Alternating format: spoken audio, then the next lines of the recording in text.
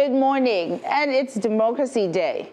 And every year when June 12th comes around, I find myself, or rather we find ourselves, thinking about the people who paid a price for the democracy we enjoy today. Some lost their freedom, some their careers, and some were forced into exile. And some paid the ultimate price with their lives. They believed in something bigger than themselves. They believed in a Nigeria where every citizen would have a voice. A Nigeria where leadership would mean service.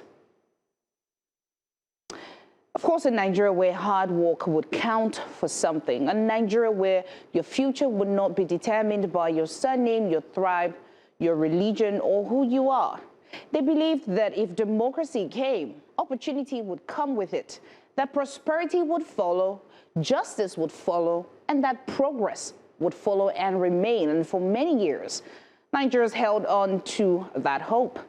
June 12th is more than a date on the calendar. It is a reminder of the struggle, a reminder of an election that many Nigerians believed reflected the true will of the people, a reminder of those who stood their ground when democracy was denied, and a reminder that the freedoms we enjoy today were not handed to us, they were fought for. But this morning, as we mark another Democracy Day this week, many Nigerians are asking a difficult question. Is this the Nigeria they fought for? For many citizens, democracy feels very different from the dream. The mother standing in the market wondering how she will afford the next bag of rice. The farmer afraid to go to his farm because, of course, insurgency, insecurity. The parent who sends a child to school to write WAEC without light and, silently prays that they return home safely. The graduate searching endlessly for opportunities. The business owner struggling under rising costs. The young Nigerian who works hard every day but still feels like, the future keeps moving further away. These are the realities many people wake up to every morning, every day, and they cannot be ignored. But perhaps Democracy Day is not only about celebrating how far we have come, perhaps it is also about honestly confronting how far we still have to go. After all, democracy is not just about voting every 4 years. It is about whether people can live with dignity. It is about whether citizens feel safe, whether children can dream without fear. It is about whether hard work can still lead to a better life. It is about government truly serving the people. So today, beyond speeches, beyond ceremonies, beyond the headlines, and maybe the most important question is, what is the hope of the ordinary Nigerian? What future are we building for the next generation? And are we moving closer to the promise that inspired so many sacrifices? And despite the challenges, the disappointments, despite the frustrations, one thing remains true. Nigeria's story is still being written, and every generation gets a chance to shape the chapter it leaves behind. The democracy we celebrate today was built by people who refused to give up on this country. So now the question is, are we going to do the same? Are we going to give up or just watch? My name is Queen Celestine, and welcome to Breakfast Extra. And of course, I'm with Mazino Appeal, as always. Good morning, Mazino. Morning, sunshine. Happy Democracy Day. I feel so good. I think Democracy Day yesterday was a very interesting one, and I came up with a theory.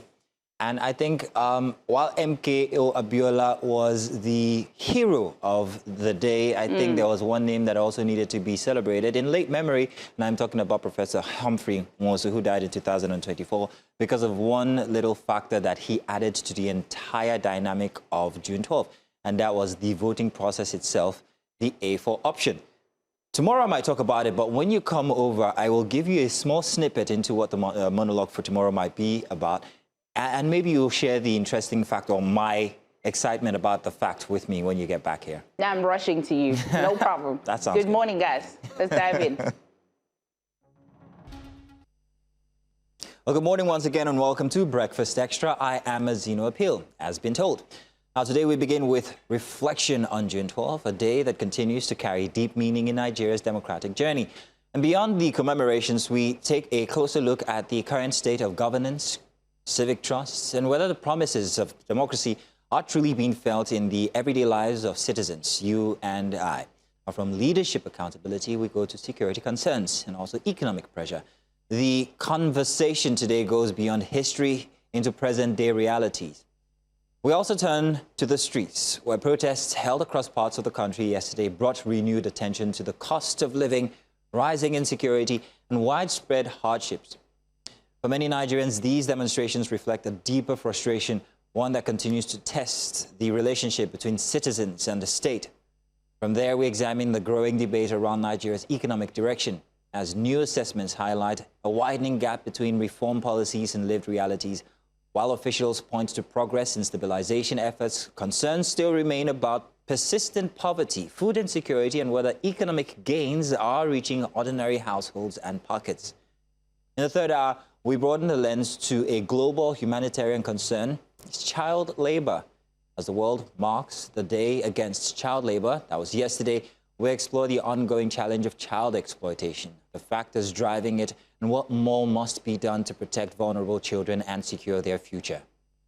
And today, finally, we look beyond all borders to rising tensions between the United States and Iran, where renewed exchanges of strikes have heightened fears of a wider regional conflict. With diplomacy under pressure, the world watches closely to see whether escalations can be contained or if it risks spiraling further. All these and more right here on Breakfast Extra. Stay with us. But before then, I want to talk to you, Queen, regarding option A4. How old were you 1993, if you don't mind us asking? Me asking. Good. So I was 12 years old. And the interesting bit about that was to see parents actually have a measure of hope. I remember drawing the SDP horse, which was the party that MKO Abiola was in at the time. It was a very interesting stallion standing or rearing over. And for much more than for my parents, for me, it signaled something. I didn't know what it was because, of course, I wasn't politically aware. But now that I think back at it, it signaled hope. And the very interesting bit about that election was the process called option A4. And what it meant was, while there were only two parties, SDP and NRC, when you went to vote, you stood behind your candidate's ballot and everybody could see. What that did was you can count there. And when the result comes out, you know that, hey, I counted this much and yes, this is... So you couldn't ballot stuff. Yeah. And it's very interesting because that was what made the election free and fair.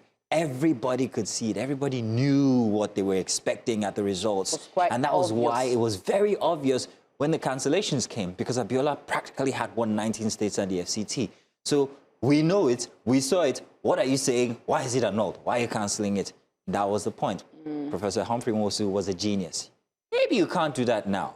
But then we have all these, 70,000 parties and coalitions. We have divas, we have electronic transfer, which are supposed to make it even faster and easier. But like you just said, hands on your neighbor's shoulders will actually now be the best thing. Just perhaps. They're not waiting for results. Technology is supposed to make it faster. But you are waiting for results. 12 o'clock, it never comes. 1 o'clock, it never comes. Next day, and it doesn't matter. Glitches.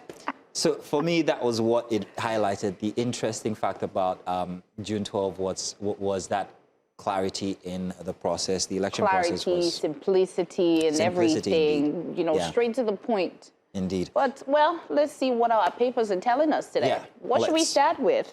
All right.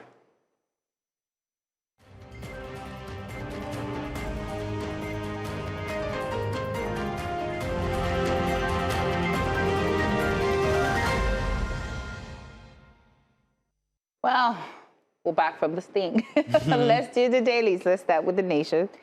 Right here. This is one I was trying to avoid. APC moves to... You can't see that? APC moves to douse post-primaries tensions in 7 key states. Let me just continue with that one then. Kwara, Nasarawa, Rivers, Adamawa, Benue, Bauchi, Taraba affected. Get your glasses fixed, by the way. And back from South Africa... with tears, returnees recall ugly experiences. Did you see them? One guy said, South Africa does not own me again. And it seemed like relief. Meanwhile, we're here in Nigeria, some of us hoping that that was the opportunity we got. I wonder how bad it must have been. Continues Zodima doles out 300 million naira to Imaz. The fine print is a bit too small for me. South Africa returnees, law students. Goes on with these headlines. Inside murky digital den of cash flouting bandits, hoodlums hold live streams funding giveaways on TikTok. Yes. No. Yes. This is blatant. This is ridiculous. Yes. And Nigerians are saying, oh, help me, my account number, oh, Wow. Chim, oh, Are you serious? They're funding Yes. like the modern day Robin Hood. Yeah, like a If only there wasn't giveaway. death and destruction behind it. That would have been noble, but this is ridiculous This and is where worrying. you ask the Nigerians, who do you? What is wrong with you? That's crazy. Abducted students, teachers will still within hold. Oyo National Park, Makinde, going on week 5. Dixon to NDC members stop the bickering, name-calling. Ex-Bielsa governor, OT broke party leaders are obedient truce. There's still more. Police burst Ogun's hoax kidnapping scam, and Borno reintegrates 720 repentant terrorists after rehabilitation. I had this on the news yesterday. While people have great concerns about rehabilitating insurgents, there is one factor when it comes to forced conscription of these guys, and most of them were young people. You can see that while they were inside of the Boko Haram or whatever groups that they were in, they might have been conscripted when they were much younger. So I understand the process now. And they call them clients, Again, not ex-insurgents. I like the fact that, the pictures right there for the TikTok are the young ones. And these are the pictures or the videos we've been seeing saying that the bandits or whoever they are quite young. But the pictures and the video of the people who are repentant are... Well, maybe they grow up faster in the north. I agree with you. Sarcasm. Yeah. Let's move to the Saturday punch, shall we? Saturday punch. Of course, dislodged terrorists migrate to the southeast and south-south. Abia Imo flagged as targets, Anambra transit route and Kogi Central Hub. And of course, under that, I lost my leg chasing a thief. Now my family lives like beggars, says a retired police officer. So sorry. Question to ask. Are these police people going to risk their life in this whole insurgency situation when they don't feel like they're being paid enough and they feel like, why am I chasing the thief? There was a video over the week of the police this time actually stopping a bandit attack on travelers. And it was quite interesting to see. They were so excited. This is the police, not the military. So they did try. So yeah, Kudos. Good Kudos to the good ones. Right below it says, Dixon meets Obi, says NDC crisis fully resolved. And local informants fueling terror operations, says defense minister. Did you see the video of they say somebody, a mad lady who was giving information to people? She no, said I didn't, she's but mad. it wouldn't be the first time. Yeah, but she's giving information, telling them when to come to her area. God help us. And of course, June 12th, rescue Oyo pupils, other kidnapped victims, protesters tell Tinubu. And right at the bottom, South Africans treated us like animals. Returnee recounts xenophobic aura. And right at the top, terrorism. Yoruba monarchs to invoke deities against bandits. Praise God. Right at the top. Might be the only thing that we have left at this point. I'm telling you. While it seems like it's telling funny. you. It's funny, but not funny. It's funny, but not funny. You Yeah. try anything at this point. Yeah. If the people who hold that obligation to your security, keeping you safe, aren't doing anything about it, you God might as well help us. try anything. And since we didn't make it to the World Cup, at least our superstar Borno Boy, Davido, and other Nigerian stars took Africa to the World Cup. Yay, they got visas. Their loss if they didn't. I mean, come on.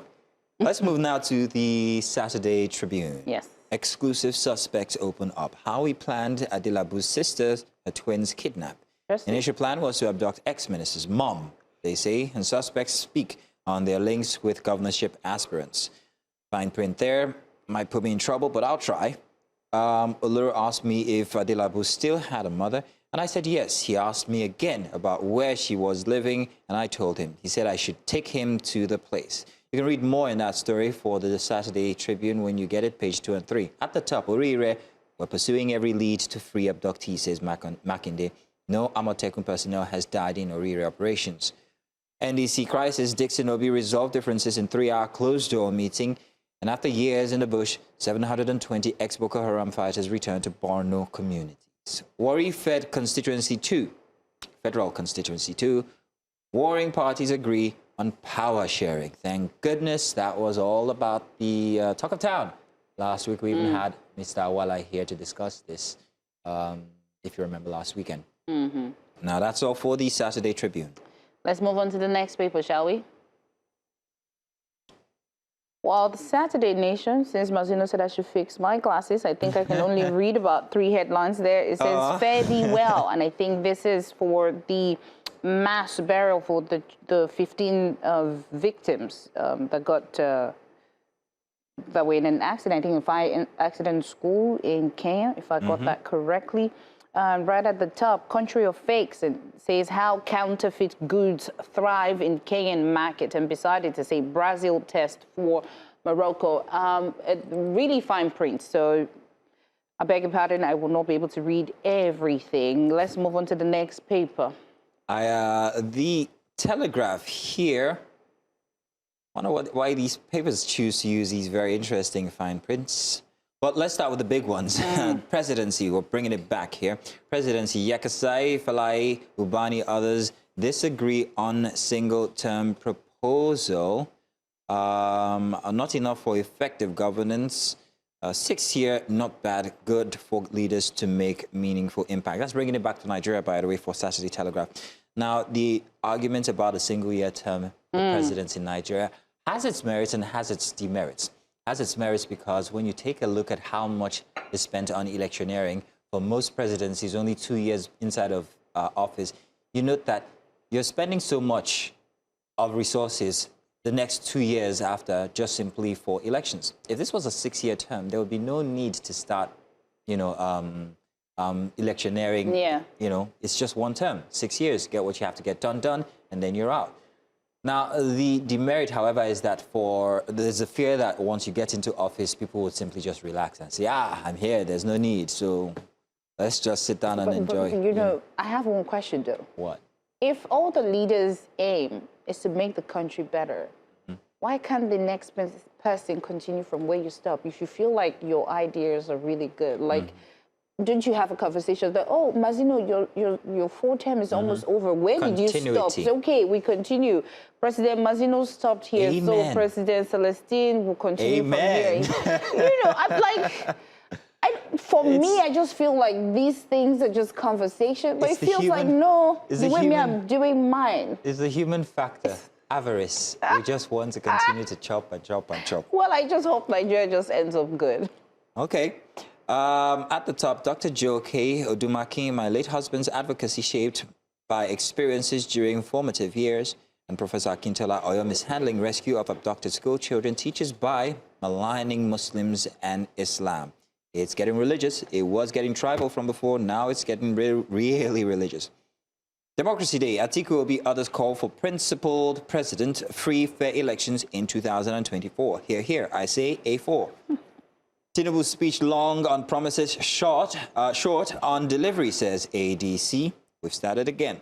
Pro-democracy groups march in Lagos, Abuja. Shore collapses. Did you see the videos of Shore collapsing? You just made a face I'm glad the cameras did not catch. Zamfara, again, bandits kill 18, injure others, kidnap 4 in fresh farm attack. And Elon Musk is world's first trillionaire. Candidates list, parties struggle to meet INEC's June 30 deadline. Why ADC hasn't released final list of candidates. And at the very bottom, airlines debt to ground handling firms pile-ups as Agan lifts suspension on Max Air. Congratulations, Max Air. Yes. Moving on to our final paper. Yes, we have, and that is the Weekend Monitor. The Weekend Monitor. Yes. All right, it says General Muhoozi. His fate is hanging in the balance. And right below it said East African trims his clothes as debt bites, oil beckons. This is Uganda, by the way. The graph right there, and of course the dark underbelly of remand homes. All that you find in the Weekend Monitor, the rest is on fine print. I do apologize for my glasses today. And I think that'll be all for the dailies this morning. Well, viewers, thank you for joining us as we continue our conversation in Breakfast Extra. Let's go on a short break, and when we return, we start our first conversation. Do stay with us. Welcome back. Now, June 12, a date that has become symbolic in Nigeria's democratic journey. It is a day that reflects struggle, sacrifice, and the long road towards civilian rule. But beyond the commemoration and public holiday, it also brings back difficult questions about where we are today as a democracy. From governance challenges to citizens' expectations, insecurity concerns, and rising public frustration, many are asking whether the promise of June 12 has truly translated into the lived reality of Nigerians. Mazino.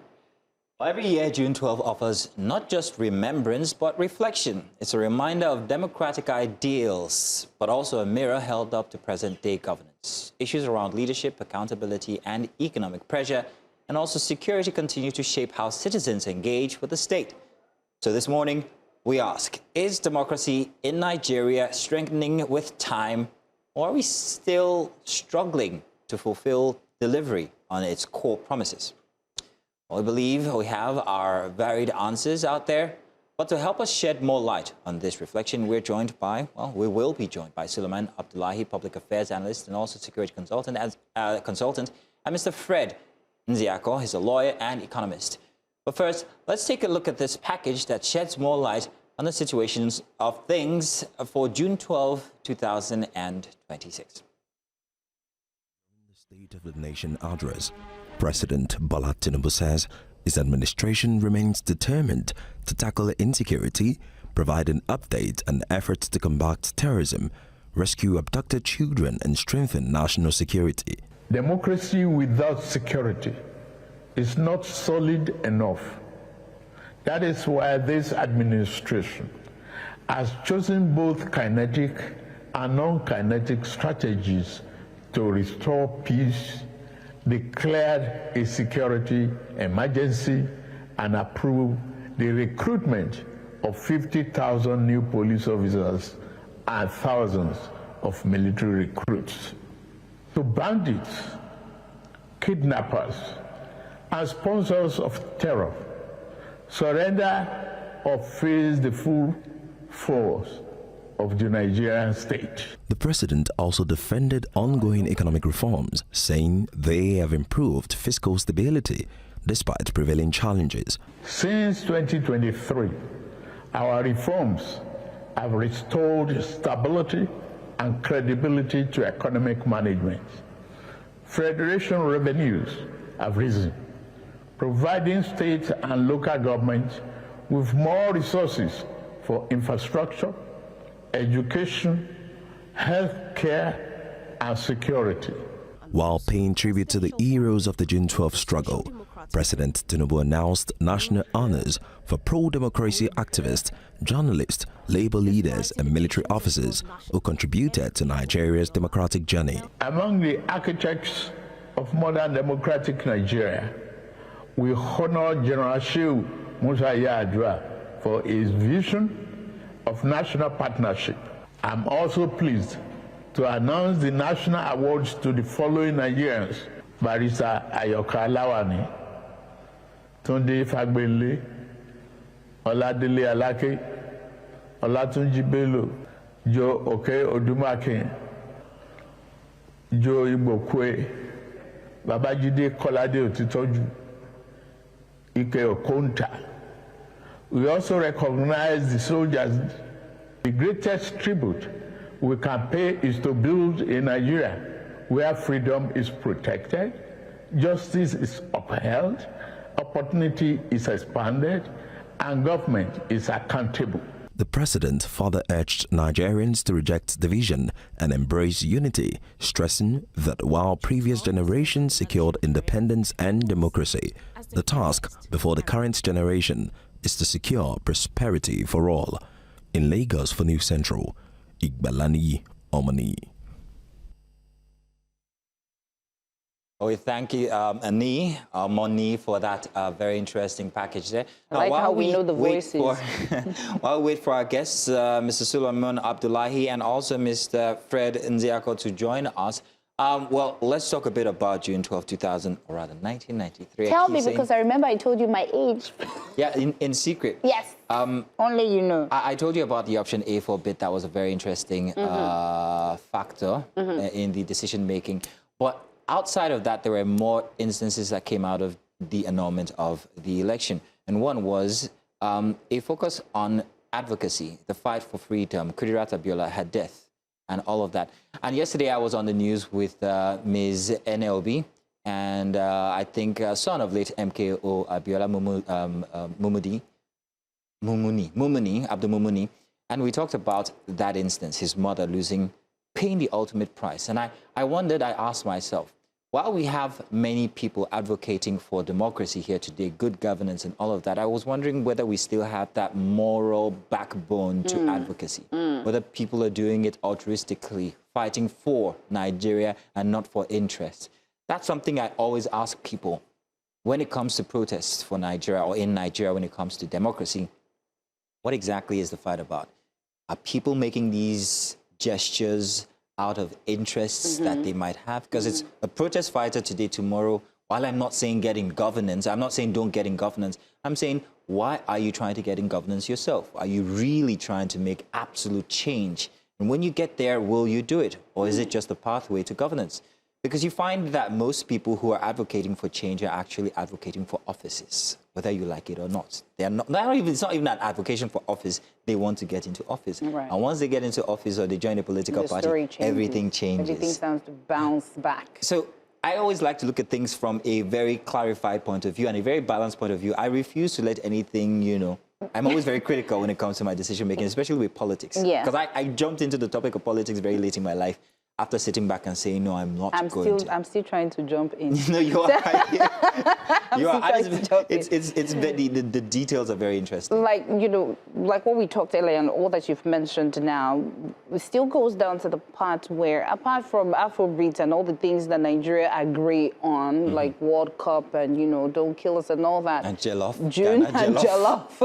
June 12th was very significant. It was like Nigerians was like, this is what we picked. It's clear that this is what we picked. Time.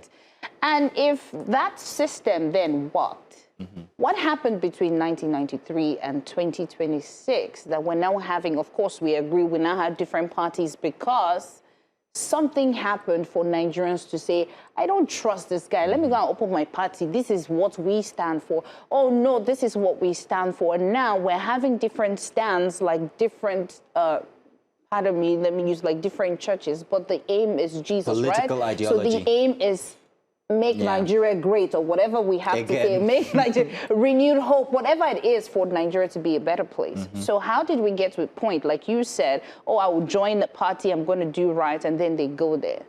I saw something about, the 153 million naira for a room, the whole situation, and I'm like, this is, in my mind, I was like, what is going on? And then I read a comment that says, oh, they're saying that young people now are also corrupt because we're like, oh, the older people have been ruling for a long time. It's now a conditioning. So for me, it's like, do we really want the change that we want? Or we're like, well, so I don't know. You might not blame too much the younger people because we've seen an erosion of trust in the processes that we've preached as democracy. I'm being told that we have our guests now. So finally, we can stop yapping and we can have a conversation. Let us welcome virtually Mr. Suleiman Abdullahi. He's public affairs analyst and also a security consultant. And of course, we also have Mr. Fred Nziako, who is a lawyer and economist of whom we had with us yesterday as we celebrated Democracy Day. He was here in the studio. Mr. Fred, our apologies about yesterday. He felt like part of the family as he walked straight into the studio and said, I belong here. Mr. Fred, you're welcome once again. Good morning. Only this time virtually. It's good to see your face. Thank you. Thank you. Good morning. Yes, sir. So, Mr. Fred, let's start this dance all over again. It's a different show. This is Breakfast Extra. We're a little bit more lax on this show. It's like having a drink with a friend. But I wanted to ask you, from a legal point of view, or maybe economic standpoint, how would you assess Nigeria's democratic progress since June 12 became a national symbol, which I think is since 2018? Has it helped us in any way? Have we seen any gain in democracy since then? Well, it has helped us in a psychological way, knowing that there's no more the era of the jackboots, knowing that at least some people will come and solicit for our votes, and we have that freedom to cast our votes. But it has ended there.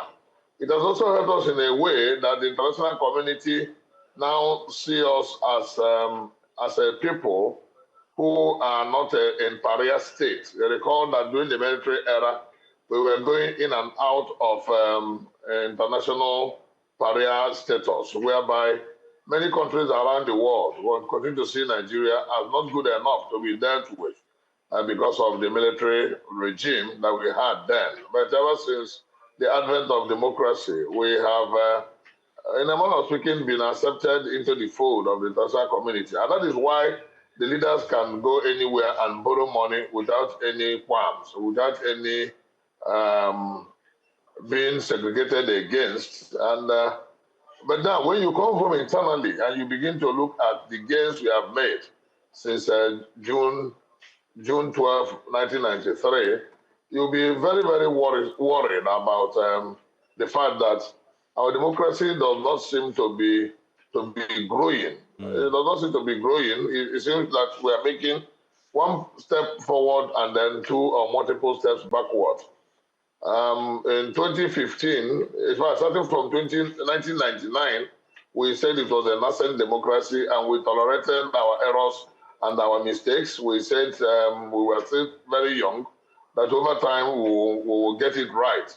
In 2003, it was very bad, and that was the first election conducted by civilian administration, and then it was very, very bad. In 2007, it even got worse, to the extent that the then president, who was elected on the basis of that election, alluded to the fact that we had a very bad election in 2007. And in 2011, we thought we were getting it right. We got it fairly right. And we wanted to build on that momentum. And in 2015, we got it very, very fairly right, to the extent that we started seeing a process where even a sitting president could hand over to another president, to another elected president. And we thought we will build on that momentum. That is the worrisome part of our development. That instead of building on that momentum gained in 2015, in 2019 it was not bad, it was not good. In 2023 it got terribly worse, because the incidences of arrogance of power had crept in, where the cliché "go to court" came into our political lexicon, whereby losers will be brazenly asked to go to court if they felt otherwise, and they went to court and they didn't come out with anything. Now we are approaching 2027. Nigerians are hoping and believing that we should at least begin to get it right. Technology is available to us, not developed by us, but made available to us to deploy towards a very good, fair, credible, and effective election. If we fail to do that, then we are the ones undermining our democracy, because the rest of the world expects us to do that. We are a multi-ethnic, multicultural, multinational country that should be anchored on fairness, equity, and justice. And if you know, it's only upon doing that you begin to harness the various opportunities presented by democracy. And these opportunities can very easily be highlighted as accountability of people in government, provision of rule of law. Rule of law is the bulwark of democracy. Freedom of choice, freedom of all freedoms, not just the freedoms enshrined in our constitution, but above all, the freedom to decide our leadership. And finally, the prospect of development, because democracy brings development, and if any democracy does not bring development, then there's something wrong with the pattern and style of democracy that is being practiced. Thank you, sir. Right. Well, Mr. Abdullah, you've heard everything that Mr. Isiakwa said. So from your perspective, what would you say June 12 represent in Nigeria's democratic journey today? And what are the loopholes? From my own perspective, I will tell you June 12 have actually launched Nigeria into the mainstream of democratic practice and the process whereby rules and regulation guiding the nation by its constitution should be respected. We are not longer talking of a dictatorship, head of state. We are talking of democratic elected leaders that are fortified with national orientation as far as leadership is concerned through the Constitution of the Federal Republic of Nigeria. This is one of the significant of the June 12th. So today, we are actually celebrating the rebirth of a new Nigeria from that perspective. And that is why I'm here today. So from this perspective, you will see that June 12th have given us a perfect launchpad where today we are celebrating democracy as other developed nations. But even though we get there, as my co-host have just, guest have just said, you see, we are not yet there democratically or democracy, in terms of democracy. We're not yet there because a lot of things are not yet achieved democratically through the process. So today we are talking of what? Election process, the Election Act as enacted and Reform Act. Up today we are talking about the electronic transmission of our results. So what are we saying? We are neither there or here. So as far as concerned, the June 12 has given us a perfect foundation to execute what democracy and tell the whole world who are we, that look, we are the most populous black nation as far as the globe is concerned. And we have a lot of things to tell the world as far as June 12 is concerned, because the heroes who have fought for this democracy, most of them are no longer, they're not here today. They have passed beyond to join our founding fathers. And the most important thing is that, look, how are we sustaining this momentum yesterday, today, and tomorrow? And what are we going to tell them if we eventually join them? There is a serious, responsibility lying on our shoulders as Nigerian elite, as also that, look, we need to tell our leaders that, look, this is not the democracy that our founding fathers, our heroes have fought for, the lack of Bola Ige, the lack of Bosharun, the founder of the June 12, the winner of the June 12 election, that is Abiola, the lack of Gani Fawemi, Enahoro, and Adesina. You see, all Rotimi and a lot of them. You see, we need to do something. Mr. Abdullahi, you say true when you mention these names and their efforts, but let's also talk about the other people who made June 12 what it is. Let's talk about the freedom fighters. Kudirat Abiola was forefront when it comes to advocacy, especially after her husband was imprisoned. And then there are the pressmen. I don't want to forget the pressmen because they also paid prices themselves. Some of them were rounded up. They had to change printing locations sometimes. In fact, it was tough being a pressman back then. And of course, you've heard all the stories. But I'm wondering, when we look back at how they operated and when we look at what the press does today, I'm wondering whether we still have the same fire under us as press people. Are we defending democracy as we should be, especially where we see it being threatened? The press, advocates, political advocates, civil societies, do we still have that moral courage as they did at June 12?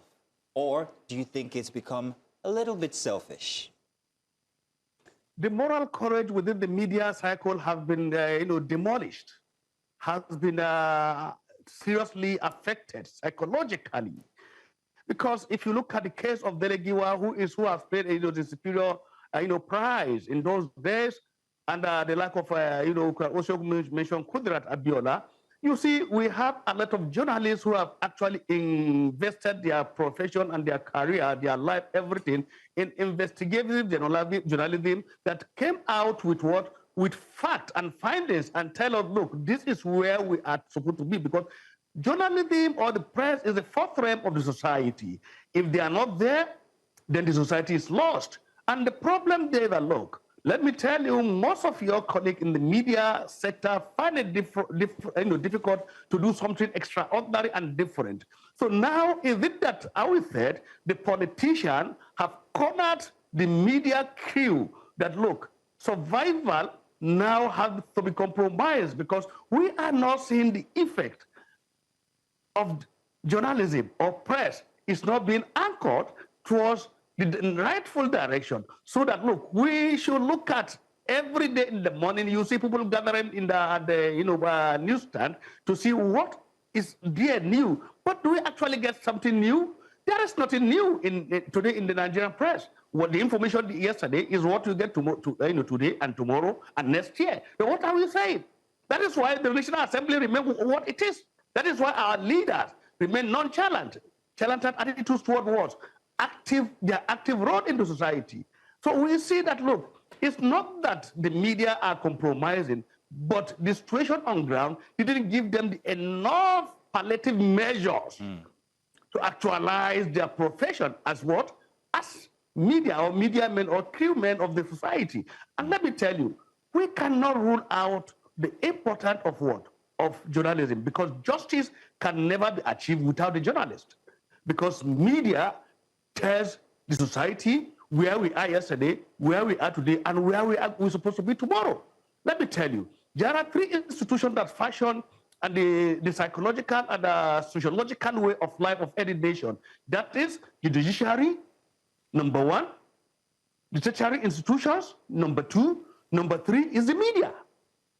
So look, why are the media not doing their own? Regardless of any threat, I expect the media to come out and tell us the truth, nothing but the truth. Let them investigate, tell us the truth, outcome of their investigation, and let the whole world know what we are in for as far as democracy is concerned today. So the bridge needed to be built by the journalists between the founding fathers of this nation, the heroes of democracy today, and where our democracy is heading to tomorrow. This is the crisis we are in today. Thank you very much, sir. Mr. Ezeaku, I think now the question will be, a lot of people complain about the economic realities. To what extent do you think the economic realities is influencing the way people see democracy today? Oh, this is a very good question, because everything about livelihood has to do with economics. It's a very good question because people, the easiest way to assess the impact of democracy is in the way and manner it affects the lives of the people, economically, financially, socially, and the level of their welfare. Economically speaking, Nigerians are beginning to even doubt the strength of democracy and the capacity of democracy to make their lives better, especially Nigerians who saw the era of the military and are seeing the era of the civilian regime. And that is why many of them believe that we have not really achieved that level of democracy that will bring prosperity to our people. Our people begin to ask you, what is the essence of democracy when it cannot design a system that will make their life better, when it cannot put food on their table, when they cannot even be economically productive? Today, insecurity in the land has not allowed productivity to take place. And of course, you know that everything about productivity has to do with the land and the soil, because everything that is produced on earth has its primary origin from the soil. Whether it is agricultural production, whether it is solid mineral production, whether it is liquid mineral production, even water, everything comes from the soil. God in his omnipotence has made it so. And that is why any country that has large land mass is a blessed country. Because in every country where there is a large land mass, there is a lot of things to come on from under the ground. If you want to produce agriculturally, you have the land to do so. You want to mine, you have the land. You want anything comes from the soil. Adam Smith, in his treatise on the wealth of nations, tried to bring the nexus between land and productivity. And it is a very strong, important economic paradigm, because everything economics, everything productivity comes from the soil. Even the aircraft that flies in the air, the elementary fundamental components of that aircraft will come from the soil. So you can just imagine that Nigeria now has a landmass of 923,000 square kilometers. A lot of them, 3/4 of that landmass, close to 600,000 square kilometers, is arable land. We have huge water and aquatic resources. Yet, our people are increasingly hungry by the decades. It is worrisome that Nigeria gets worse by the decade. Every succeeding government seems worse than the previous one. It should be a very worrisome development, and that is where our people now begin to doubt the capacity of democracy in economic realization of the enjoyment of life in Nigeria. And with that concept, our people now begin to doubt the usefulness of our democracy. And then one can now easily say that it is the practice of democracy in Nigeria that is making it look so. Because other parts of the world where democracy is equally practiced, you see them making huge progress. You see them making huge milestones. Whereas over here in Nigeria, our progress is being retarded. To the extent that even the simplest freedom that we are supposed to enjoy under democracy is being denied the people. Mr. Nziako, I wanted to take you back to a response you gave from before this one. You talked about the fact that in 2015, we tried out the process. We tried at making it even a better process. The voters were beginning to trust the process again, and then it went bust. It went wrong, and I was wondering exactly why. This was, I bet you're referring to when Jonathan handed over presidency for the first time.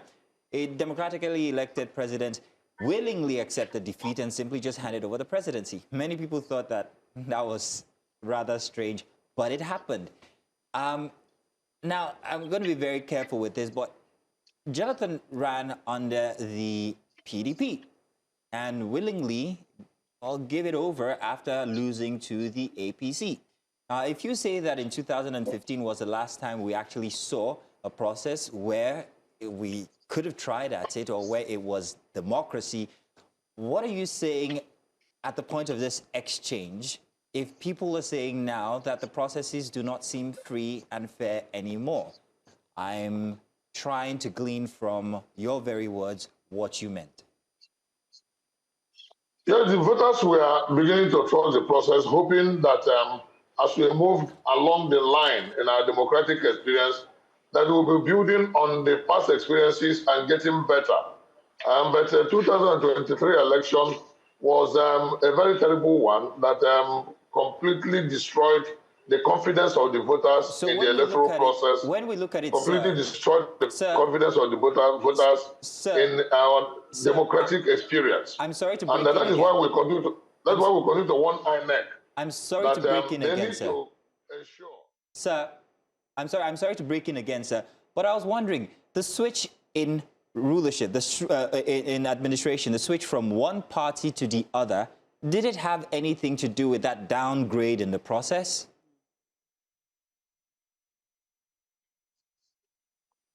It doesn't really matter because nobody has monopoly of wisdom or knowledge. The essence of democracy is to allow the people, first and foremost, the opportunity of making their own choice. If their choice is to continue any administration or any party in power, then that be it. If their choice is to switch from one party to another or to change leadership at any level, that be it. Most important thing is that that choice of switch is credible, fair, and without unnecessary maneuverings, and ensure that the voice of the people, the vote of the people, the mandate of the people is what is very paramount, because that is the hallmark of democracy. That freedom is very, very important. Not just freedom to enjoy good life, but also critically the freedom to determine your leadership. Because if you don't surrender your individual mandate and sovereignty to a collective organization called the government, then we are not in a human society. And that's the whole essence of that freedom, so that you and I will surrender our mandate, our sovereignty, sovereignty of protection, sovereignty of making laws, sovereignty of getting it right and in leadership and all that, to government. And the government is a concept but people by human beings. How do you now determine those who will be in that government that will determine the fate of the rest? The rest must give their support, must give their mandate, must give their authority to that group called government. Mm-hmm. Anything short of that is not a democratic. Thank you, sir. And that is why after 2023 election that we thought would build on the momentum of the past, Nigerians got very thoroughly disappointed. And if we don't take care time, Nigerians will begin to badmouth democracy and feel that it is not good. Whereas it is those who operate the system that are making it seem what it is. Democracy is a good concept, it's a good pattern of government. There is none that can be said to be better than that, but it must provide development and must provide good welfare and security of lives and property for the people, based on accountability, freedom, fairness, and equity and justice. Thank you very much, sir. Mr. Abdullahi, I'm going to come to you with a different iteration of the same question. 2015, we saw power being handed over from the PDP to the APC. And since then, we've seen a shift from ballots to courts when it comes to the decisions being made at elections. We've also seen security, or rather insecurity, politicized in the system. And I'm wondering whether that switch has anything to do with it, Mr. Abdullahi. For 2015, from PDP to APC is a perfect narration, because that is the first time, I will tell you, not just in Nigeria, in Africa, in this contemporary Africa, you see a leader, sitting leader, that is the commander-in-chief of the armed forces, in charge of all executive offices, the MDS, willingly, after declaring an opposition a winner, he peacefully handed over power to the elected new leader. And that is why we said Jonathan still is one of the heroes of democracy in Africa today. And I could remember his statement. He said, a blood of Nigerian doesn't want it for him to look, to stay for an hour. So what we are saying here is that, look, today, in the last dispensation, 2023, we have seen case courses that try to send some bad signal about our rule of law, our justice system. And today, if we are losing confidence and trust in our judiciary system or process, and I think something is going to be seriously wrong with this country, because the last hope of the commoners is what? Is the judiciary. And if the judiciary seems to be compromised, as a lot of people have alleged or are saying it to be, I think something needed to be done. And that is why a lot of judicial expert lawyers are coming for a serious reform in the judiciary system. You see, let me, expatiate more, and you need to understand in this perspective. What we are saying is, look, the beauty of democracy is to have a peaceful transition from one government to the other, regardless of the party system involved and individual involved in the process.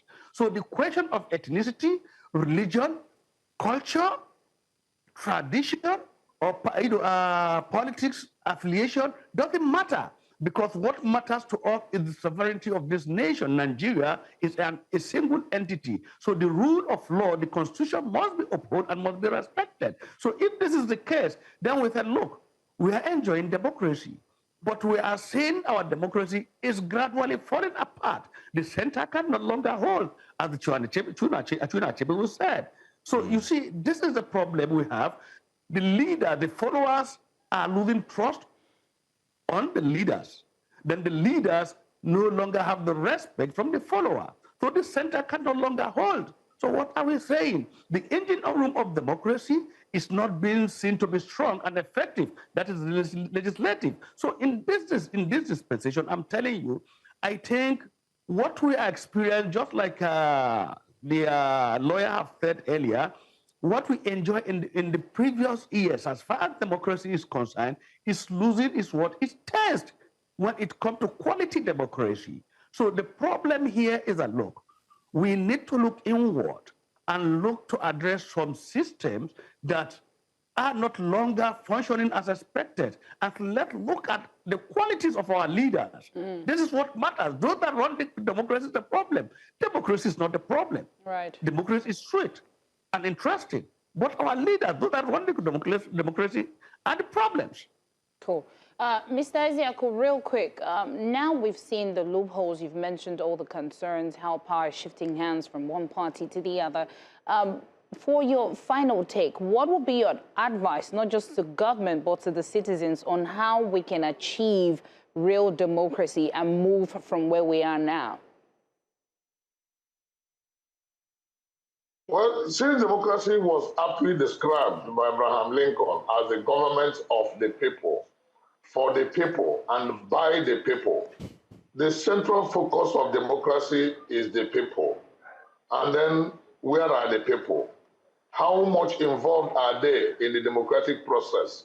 What roles do they play in the process of ensuring that our democracy not only grows, but grows positively and brings progress, development, and advancement, and enjoyment of life, and security of life and property of the people? So since the people are the centerpiece of democracy, the people must realize this.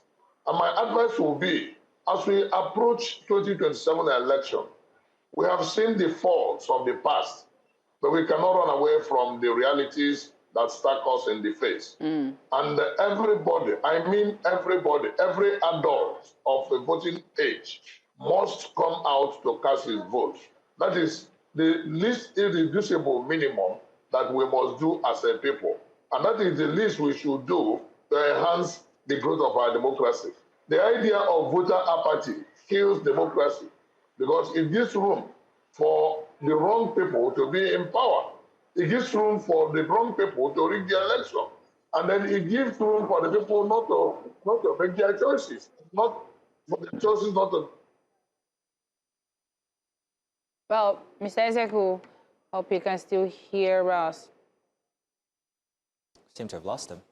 Well, he's freezing. I hope he can join us back and just finalize what he was saying. But if not, gentlemen, Mr. Suleiman Abdullahi, who's a public affairs analyst and security consultant, we want to say thank you. Mr. Fred Nzeaku, are you still with us? Yeah, he's back. But we can Yes, only see. Yes, I'm with you. Yes. Were you done talking or you had something to say because you went off for less than 30 seconds? Oh, sorry. It was a network glitch, and we are saying that there should be no further glitch, especially in our democratic process. But to ensure that, and to ensure that that the glitch is solved, let us all come out and cast our votes in 2027. Yes, because that is the least we can do for our democracy. Yes, and then hold our leaders accountable. Because democracy does not stop with the election. It continues after election into leadership. Right. There must be good governance and there must be security of lives and properties of the people. Thank you so much, Mr. Say something and do something for Mr. Fred, thank you very much. Thank you so much for joining. Thank you, Mr. Thank you Abdullahi. for having this conversation with us. Thank you, gentlemen. Many thanks. Yes. Now let's go on a short break. When we return, we start the other conversation. Don't go anywhere.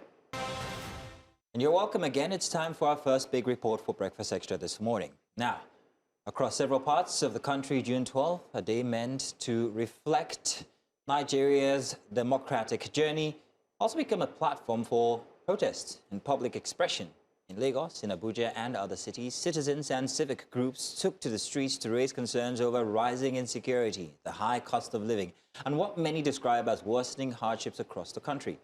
What began as a peaceful demonstration, in some locations reportedly escalated into, well, in parts of the FCT especially, with security operatives dispensing protesters using tear gas as tensions rose during the processions. And for many Nigerians. I'm sorry, Queen. I would like us to take this package here that shows what the moments were in some parts of the country.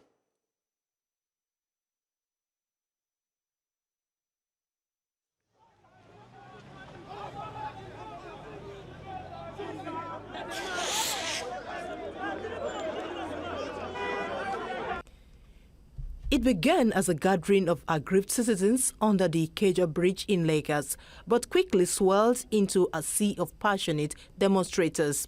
For more than 4 hours, the protesters marched through Allen Junction down Kudirat Abiola Way before finally berthing at the Ojota Park. Their message: Nigeria is a failed democracy. Flanked by notable activists Dr. Joe Oke-Odumake and Dr. Abiola Afolabi, human rights lawyer Femi Falana slammed the government's handling of both the economy and national security. As you are well aware, there is no democracy in Nigeria. Yes, sir. What we have is civil rule. Yes, sir. Civilian administration. Yes, sir. The struggle for democracy must continue. Government must rescue everyone in captivity. As we speak, the rate of poverty is alarming. Hunger is in the land. Our people must be given that dividends of democracy. Just 2 days, Adelabu's sister was abducted. Less than 48 hours, they were rescued. It shows that Tinubu administration is less concerned about the less privileged. Yes, so Nigeria is not their problem. Their problem is their elite colleagues. They don't care about us. They don't care about ordinary people. But it must be known that no Nigerian life is more important than the other. Yes, so every single Nigerian life matters. And every single person must be cared for and protected at all costs. Falana insisted there is zero basis for poverty in Nigeria, pointing to enormous material and capital resources. 2 weeks ago, we sent a letter to the government of Nigeria to recover the sum of $120.5 billion. If this money is recovered, we have no business taking loans from anywhere in the world. Yesterday, the Senate of the Federal Republic was in turmoil because the NNPC has not been able to explain what happened to the sum of 210 trillion naira. With a specific blueprint for economic recovery and security now thrown at the feet of the federal government, the ball is firmly in the court of authorities to prove that the promise of June 12 is still alive. In Ojota, Lagos, for News Central, Love Oyedokun.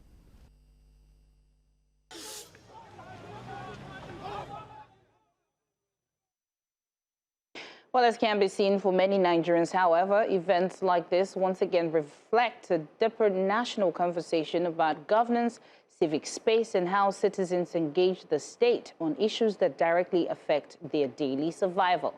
And to help us understand what happened across different locations and the key demands from protesters, we're now joined by our correspondent on ground, Bernard Akede, and also Hassan Soweto, who's a member organizing committee of the End Bad Governance Movement in Lagos. Thank you, gentlemen, for joining us. Thanks for having me. Thank you. Good morning, Bernard. Let's start with Bernard. Yes. Bernard, let's start with you. You were out there yesterday here in Lagos, and you also got reports from all the reporters from across Nigeria regarding the situation of things at the protests. Were you surprised to see it downgrade into what happened in Abuja yesterday? Thank you for having me.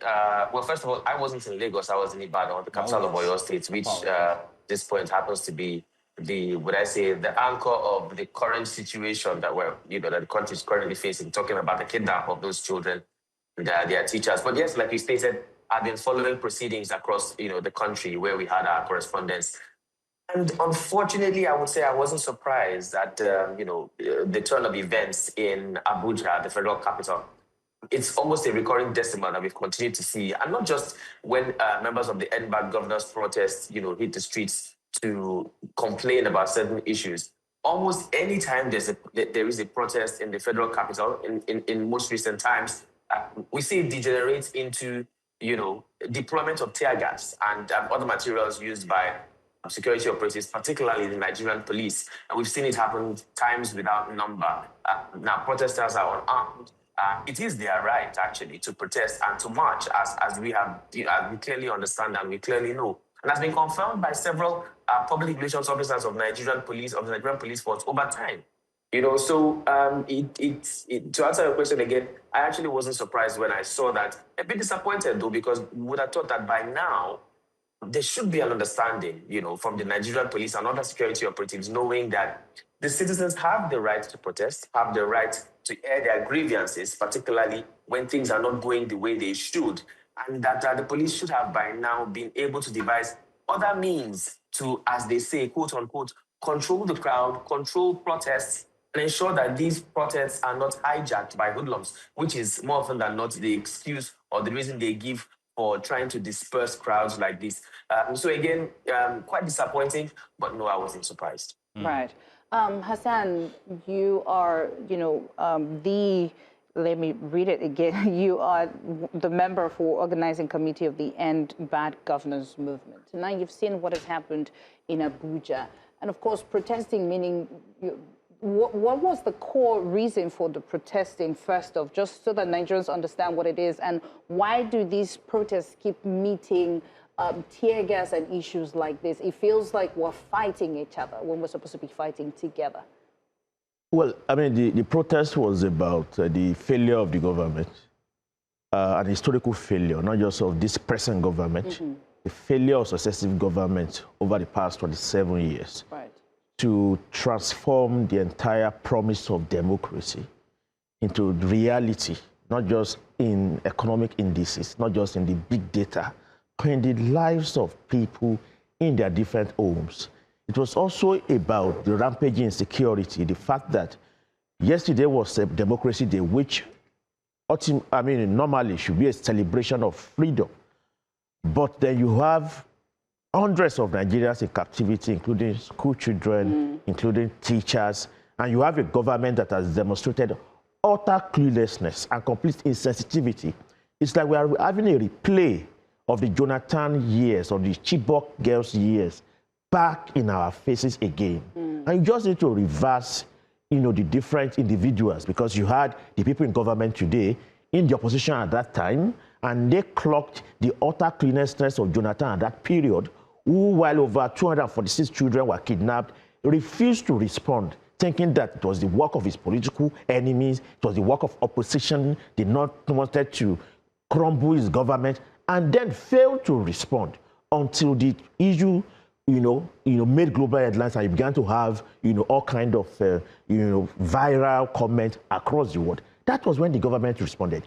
In this case also, the government refused to respond for 14 days. The president came to Lagos and had the presence of mind to observe Eid al-Fitr, or Ileya as it's called, and then his son, the first son, the next day went to Ujudioba. You can't begin to describe cluelessness and insensitivity in any other form other than what we saw. It was only when Nigerians began to protest in Oyo State and in different other places that the government now quickly and speedily sent a delegation. Even the Oyo State government was also completely insensitive around this. So these were the issues that made Nigerians to come out to the street yesterday to say that there can be no democracy when there is no security.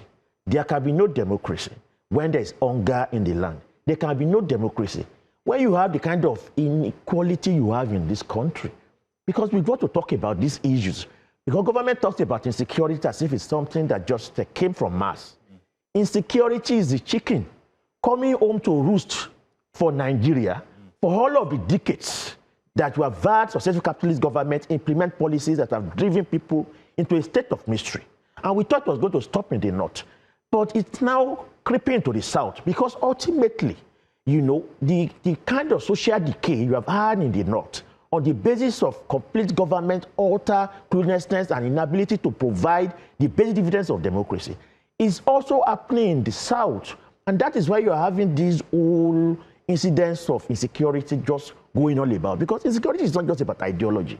It's first and foremost a question of, are there available foot soldiers? And when you have people who have been put to the state of misery, who don't have any jobs, young people, then they become immediate recruits for those kind of things. And that's why we have to talk about Lagos State. Just early this year, we're out of the street protesting demolition. All of these things are connected. When you displace people from their homes, from their jobs, you are simply helping Boko Haram.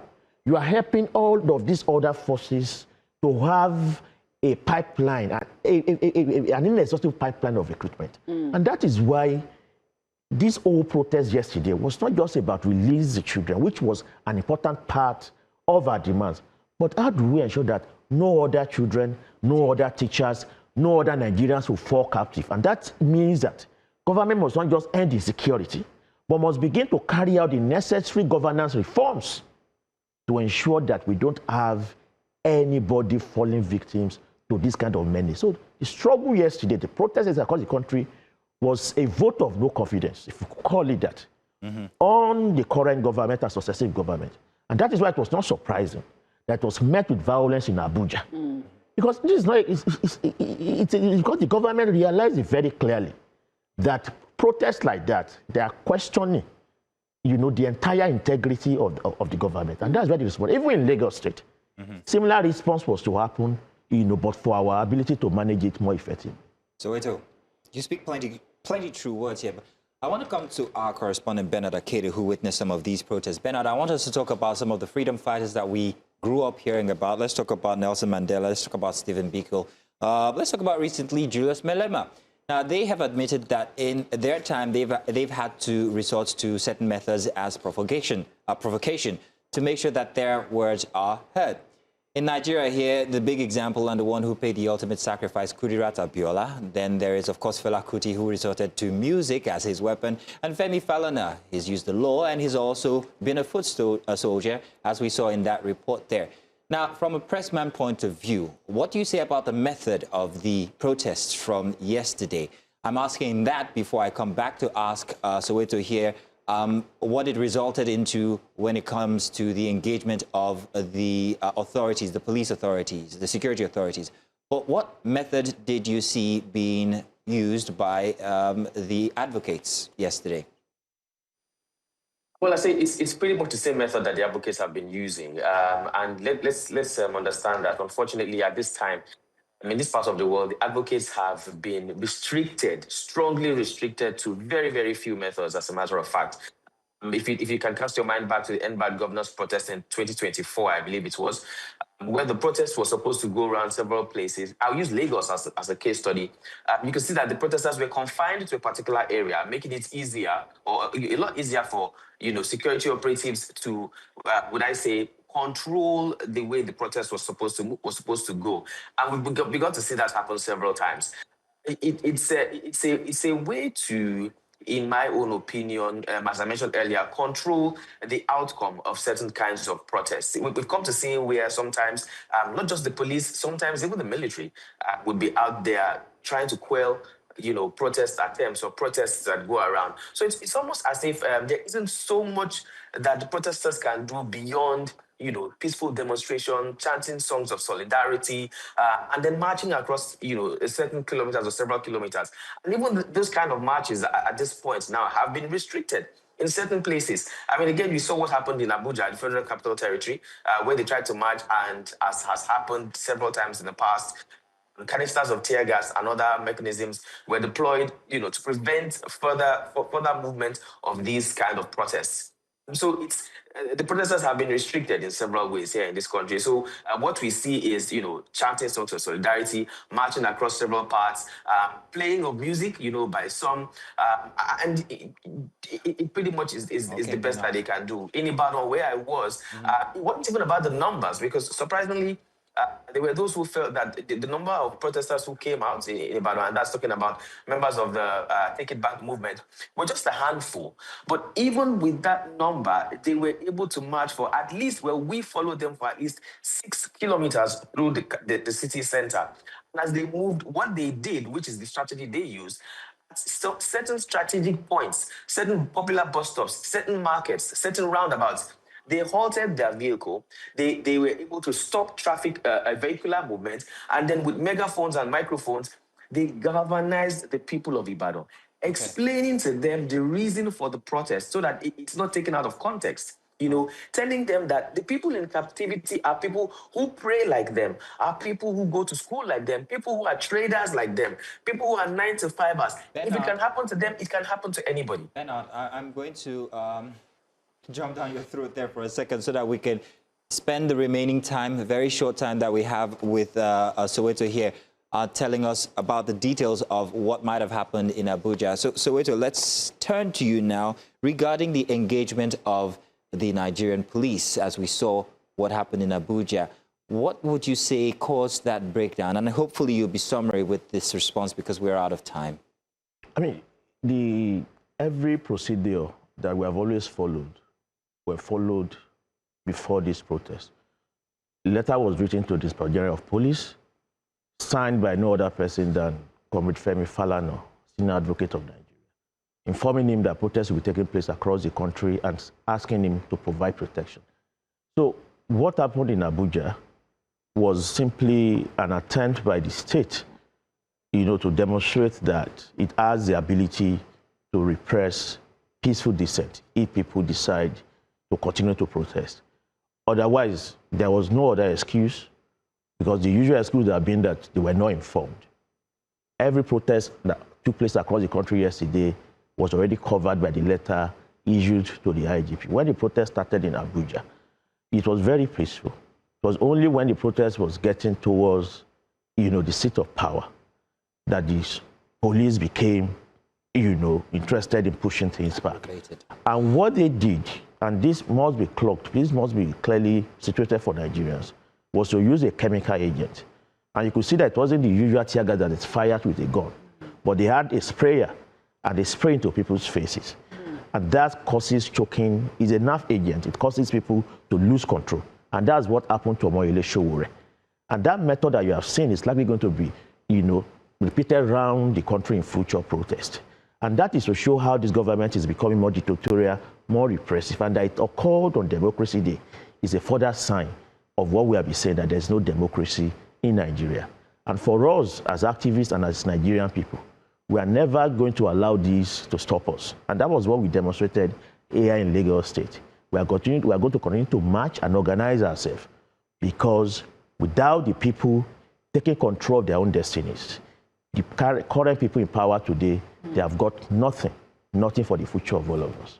Wow. Hassan Soweto, thank you so much for joining us, for you being here and organizing a peaceful protest. Thank you, Bernard, for also joining. You don't need to thank Bernard. Bernard works here. I'm thanking Bernard. I have not seen Bernard. So, Bernard, thank you for the report.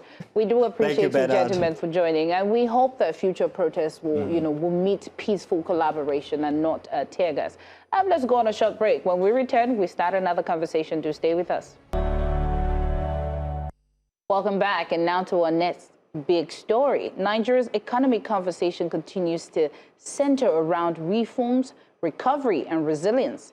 But a new layer has been added to that debate following fresh assessments that suggest while economic reforms may be showing some gains on paper, the reality on the ground remains deeply challenging for many citizens.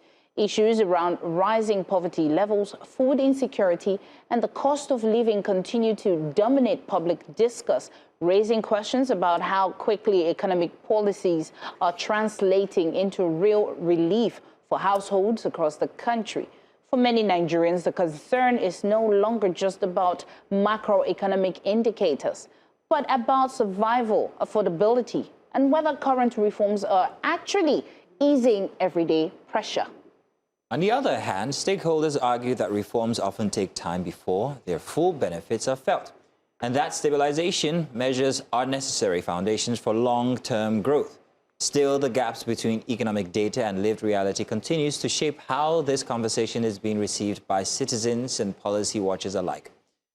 So this morning, we take a closer look at what these findings really mean and whether Nigeria is witnessing progress that is yet to reach the people. And we will be joined by Nemeka Obiari. He's an investment banking executive. But for now, we have Solomon Ekanem, editor, Business Insider Africa. Thank you for joining us early, Solomon. Good to have you here. So, Solo, thank you so much. What's the IMF saying? On one hand, it's saying that yes, stabilization and everything is good. The reforms are great. On the other hand, it's saying, but the people are not really, enjoying this. So maybe you might need to cushion it here and there. What exactly, or where exactly is the IMF's position, and how good is it doing the narrative? All right. Thank you so much for the question. The biggest takeaway is that the IMF acknowledges substantial progress in stabilizing the economy, that's the Nigerian economy, after 3 years of difficult reforms, while simultaneously warning that poverty remains extremely high. On the positive side, the IMF says reforms such as the fuel subsidy removal, the foreign exchange liberalization, tighter monetary policy, and ending deficit monetization have improved the macroeconomic stability and investor confidence. The IMF report also indicates that the foreign reserves have strengthened. At least it has hit like $50 billion, and which is the highest in the past 17 years. The exchange rate distortions have narrowed significantly, and growth has become more resilient. That's the positives, okay? However, the IMF central warning is that these macroeconomic gains have not yet translated into widespread welfare gains. That is the problem. According to the fund, poverty has reached around 62% under the national poverty line, while approximately 27 million Nigerians have been thrown under the bus when it concerns food safety, food insecurity. This data was in the late 2025. This is the core message, okay? The Nigerians' economic indicators are improving. We have gotten it right when it comes to financial stability, economic stability. Yes, you are getting it right. But the rate at which that progress has happened is faster than the Nigeria's living conditions. So in summary, what the IMF has said is the stabilization has happened quite all right, but the prosperity we are expecting as Nigerians has not yet arrived. Right. So that's just the baseline. That's the summary of what you're saying. Okay. Thank you, Solomon, for that. I think we now have Mr. Nemeka Obiari. I hope I got that correctly. Now, Mr. Nemeka, from your financial and investment perspective, based on what Solomon has said already, he had given off just an interpretation of what IMF is saying. What is your take on it? What do you think this means for Nigeria in terms of what we're seeing on paper and the reality of the lives that we're living? Thanks for having me. I know sometimes it breaks my heart when we try to play with numbers and look up to IMF and the World Bank to tell us the realities on ground and things we are supposed to even know based on what we are experiencing. Now, we talked about the foreign exchange stability in the market and price stability and the margin of the foreign exchange market and removal of fuel subsidy, which are good policy moves that each and every one of us applauded and supported. Now, what was the whole essence of removing fuel subsidy and merging the multiple exchange rate, foreign exchange rate markets? One of the things was to enable us save the over $8 to $9 billion that we waste and fritter away annually, paying subsidy claims and bogus subsidy payments. And the whole narrative was very simple, that by removing the subsidies, we will no longer be able to borrow. We will save those monies and will invest them in critical infrastructure that will catalyze productivity, that will impact towards the lowest end of the socioeconomic pyramid. This is 3 years plus now since we removed fuel subsidy. Where are the supposed $24 billion savings that we are supposed to have made, and where were the monies invested? Why have we now increased borrowing from the 87 billion trillion naira level it was in June 30th, 2023 to the current level of 159 trillion naira? Can we show clearly where we invested the difference in the both foreign borrowing of $8 billion and domestic borrowings of over 24 trillion naira? These are the questions we should be asking. These are the questions we should be putting forward to those in government. How are we now talking about economic stability and improvement, and yet poverty level today is at an atrocious 63% level? By now, 3 years after, we'll have started seeing the impact. Inflation rate today is at 15%. What was the inflation rate as at 2014? Are we now comparing apple to apple or apple to mangoes? So we need to ask ourselves holistic questions. IMF will try as much as possible to be very diplomatic and everything, but the truth remains, we have not seen a trickle down of the supposed gains we are supposed to have made through some of these reforms. IMF also warned about food insecurity. And it's so atrocious that most of us have not yet understood why we have food insecurity. We are having massive food insecurity, not because our farmers can no longer farm. We are having massive food insecurity because of one major issue, the issue of insecurity and the lack of handshake between the federal government of Nigeria and the subnational units, the local government and the state governments, who are actually supposed to be the major drivers of food security in Nigeria. So we need to be honest with ourselves and tell ourselves the truth. What we are experiencing today does not in any way and form show that we are in the right direction.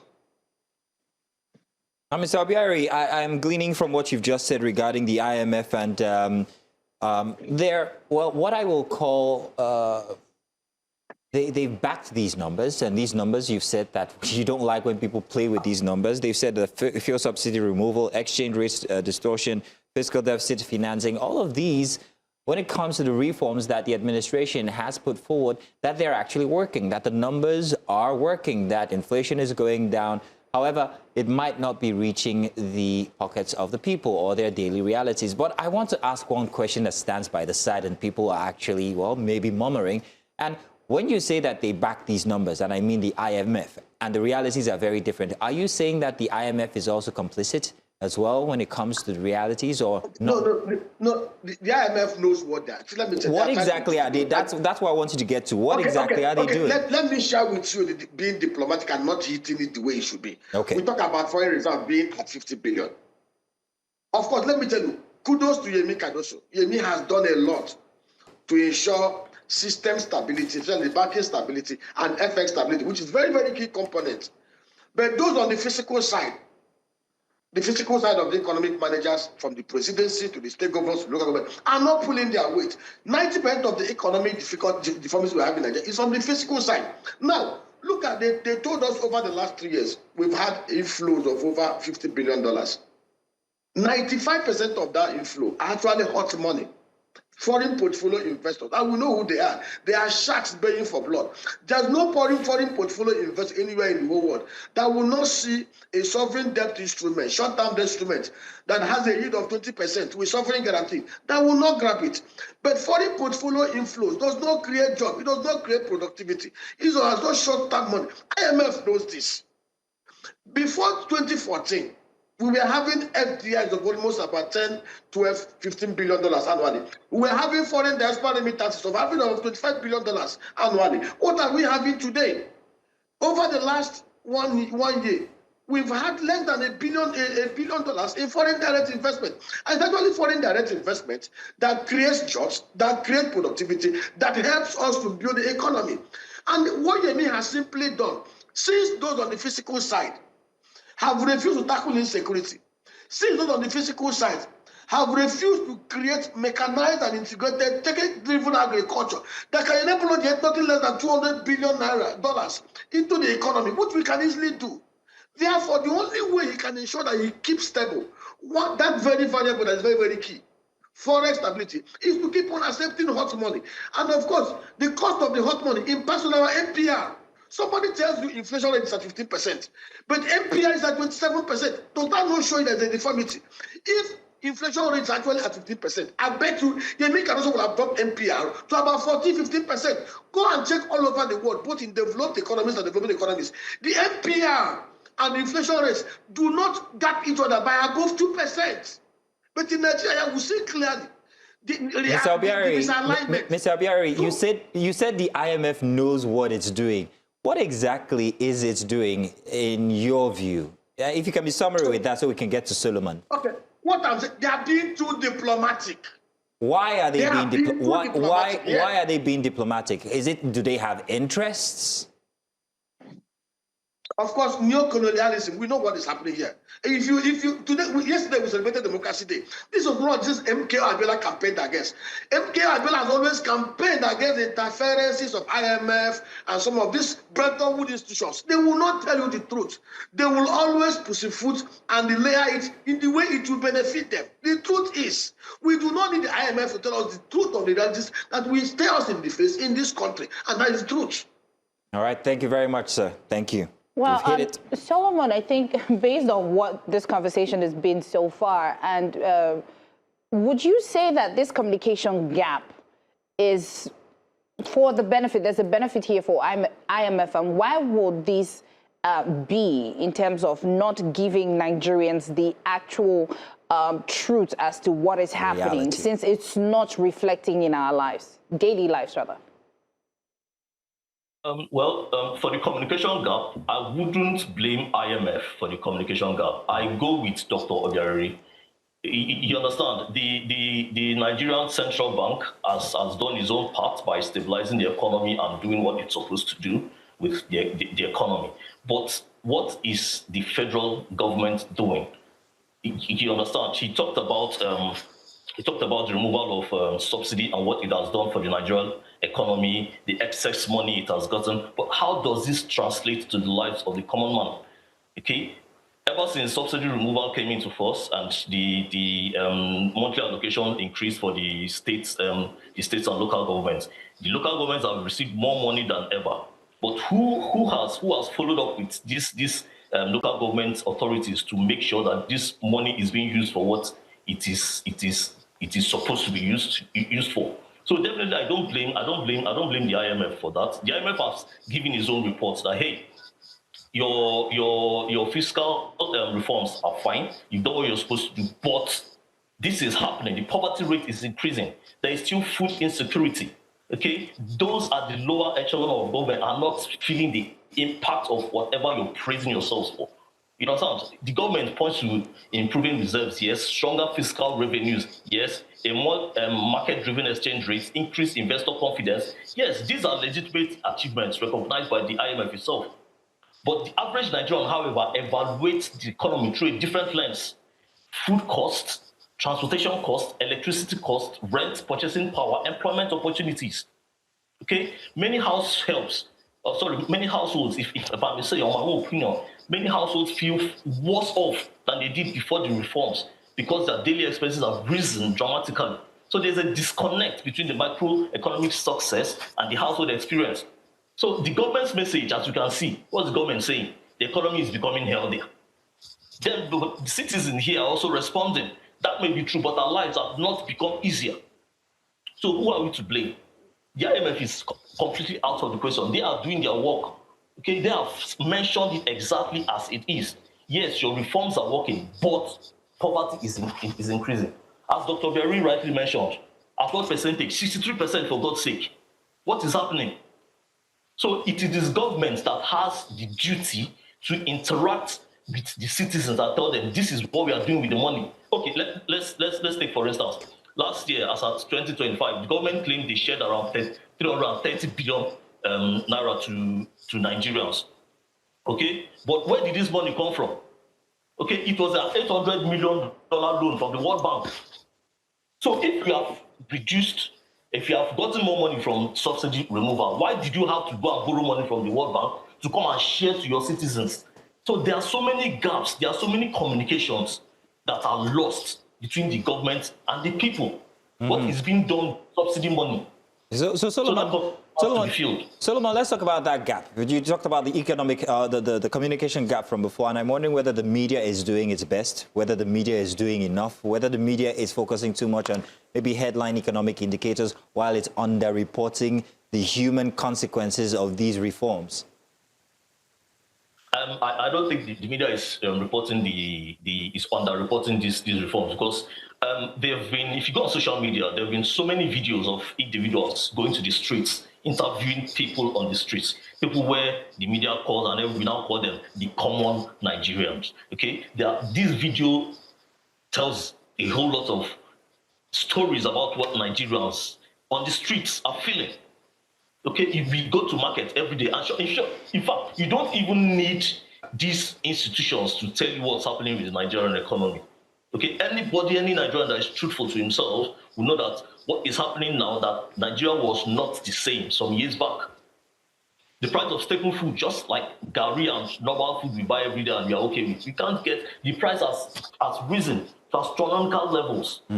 So the media, yes, is doing its part to report what's happening in the macroeconomic level of the Nigerian economy. Yes, but I don't think in Nigeria as it is now, with the way things are going, you don't need the media to tell you what's happening. We buy food, okay? We feed everything, we do some other things. We buy fuel, okay? The SMEs and other small businesses by the side, they are feeling the impact of this thing. So I'm not sure you need the media to actually know what's happening in the country. Okay, thanks, Solo. Yeah.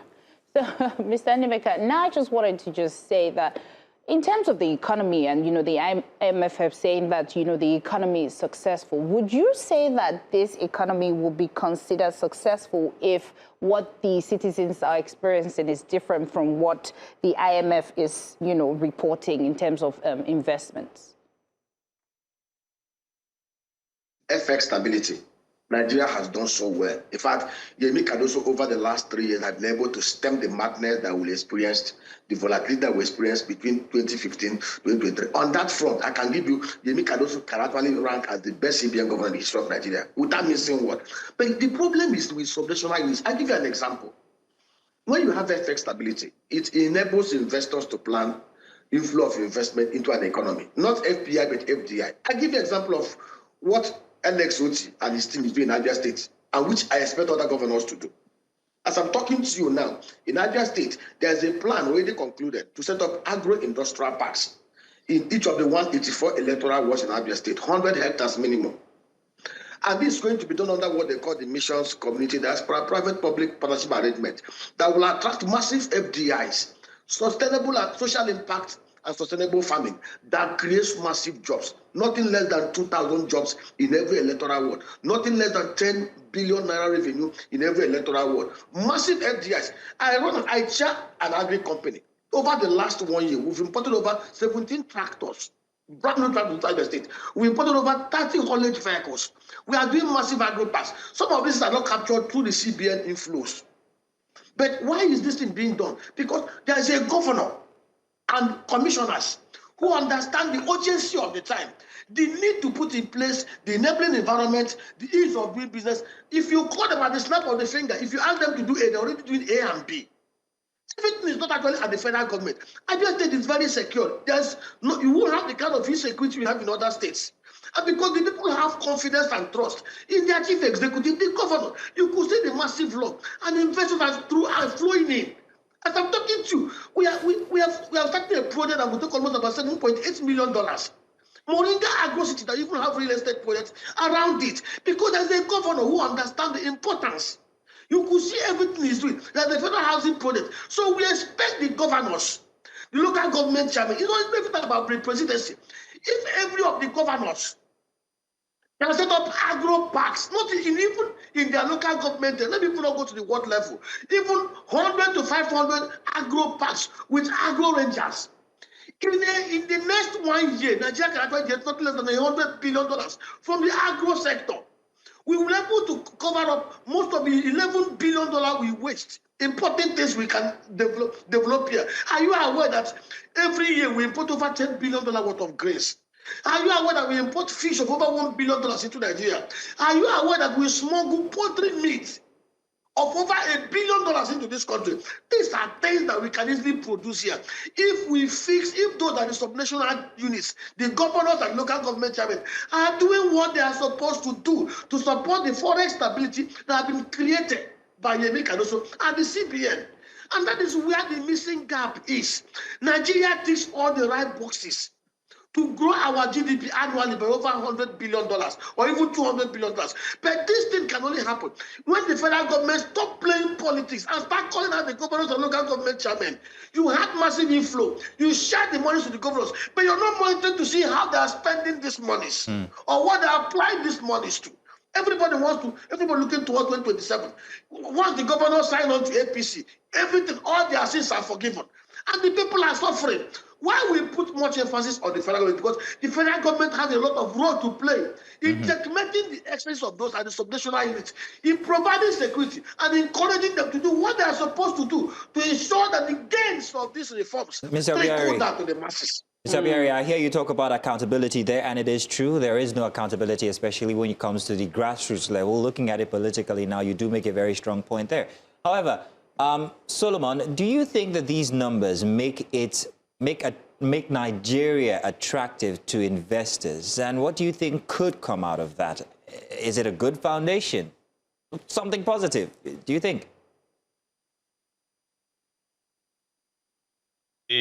Investors and businesses are responding very differently to Nigeria's current economic situation. Okay, let's look at what international investors are saying. They are generally viewing the reforms positively because they value predictability and market-based pricing. Okay, that's it for the international investors. Note, the IMF specifically said that there is an improved investor confidence, and the return of portfolio inflows too have been exciting, stronger reserve accumulation, and better functioning of the foreign exchange market. IMF officials also noted that investors are more comfortable investing because they can now access and repatriate foreign exchange more easily.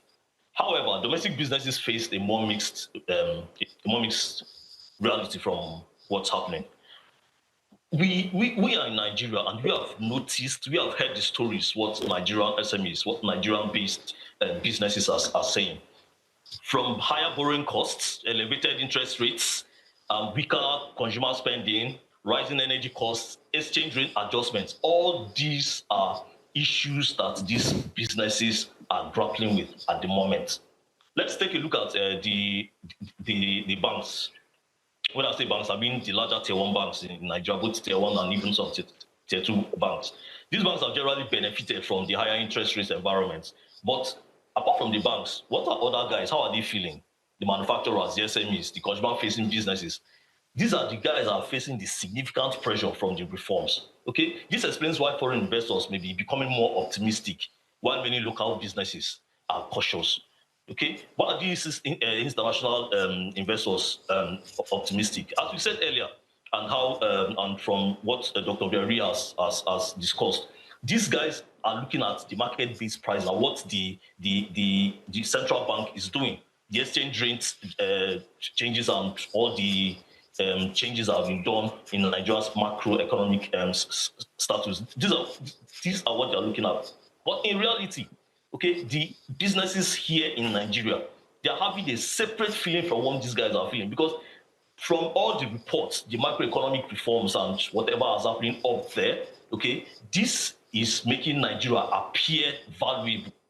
This is making the business environment appear valuable from these guys outside. But it's not the same story inside the country. The guys that are practicing inside the country are feeling a very, very, very different, are having a very different experience. And I think it's best now for the government to try and marry both, so that as you're coming in, you're coming in with a great expectation, so that when these guys come in eventually, they don't come and meet the issues you are grappling with. So there's a long, as we said earlier, that disconnect has to be married, and the government has a long way to go to make sure that the business environment, while appearing true to outsiders, it's also good enough to make investors want to stay in the country. Yeah. Wow. Well, gentlemen, thank you so much. Thank you, Mr. Nimeka, for joining and, of course, giving us an insight. And, of course, we understand that accountability is needed for us to get somewhere. And, of course, Solomon Ekanem, we appreciate this conversation. Thank you so much. Thank you very much, gentlemen. Thank you. Well, now let's go on a short break. We are in the last hour of Breakfast Extra. When we come back, we start another conversation. Yes, we are.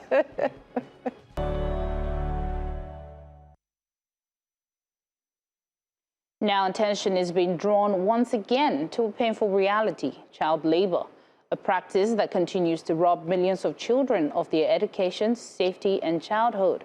On this World Day Against Child Labor, global voices are renewing calls for stronger action to protect children and ensure they are kept in school and not in exploitative work environments. In Nigeria and across many developing economies, the issue remains a serious concern, with stakeholders urging governments, families, and institutions to take stronger steps in addressing the root causes, including poverty, lack of access to education, and weak enforcement of child protection laws. Now, advocates say ending child labor is not just a moral responsibility, but also an investment in the future of any society. They warn that when children are denied education and forced into labor, it creates a long-term cycle of poverty and inequality that becomes harder to break.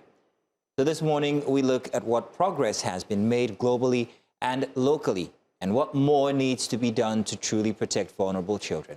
We're joined by Doris Obeki. She's early childhood educator and girl-child advocate.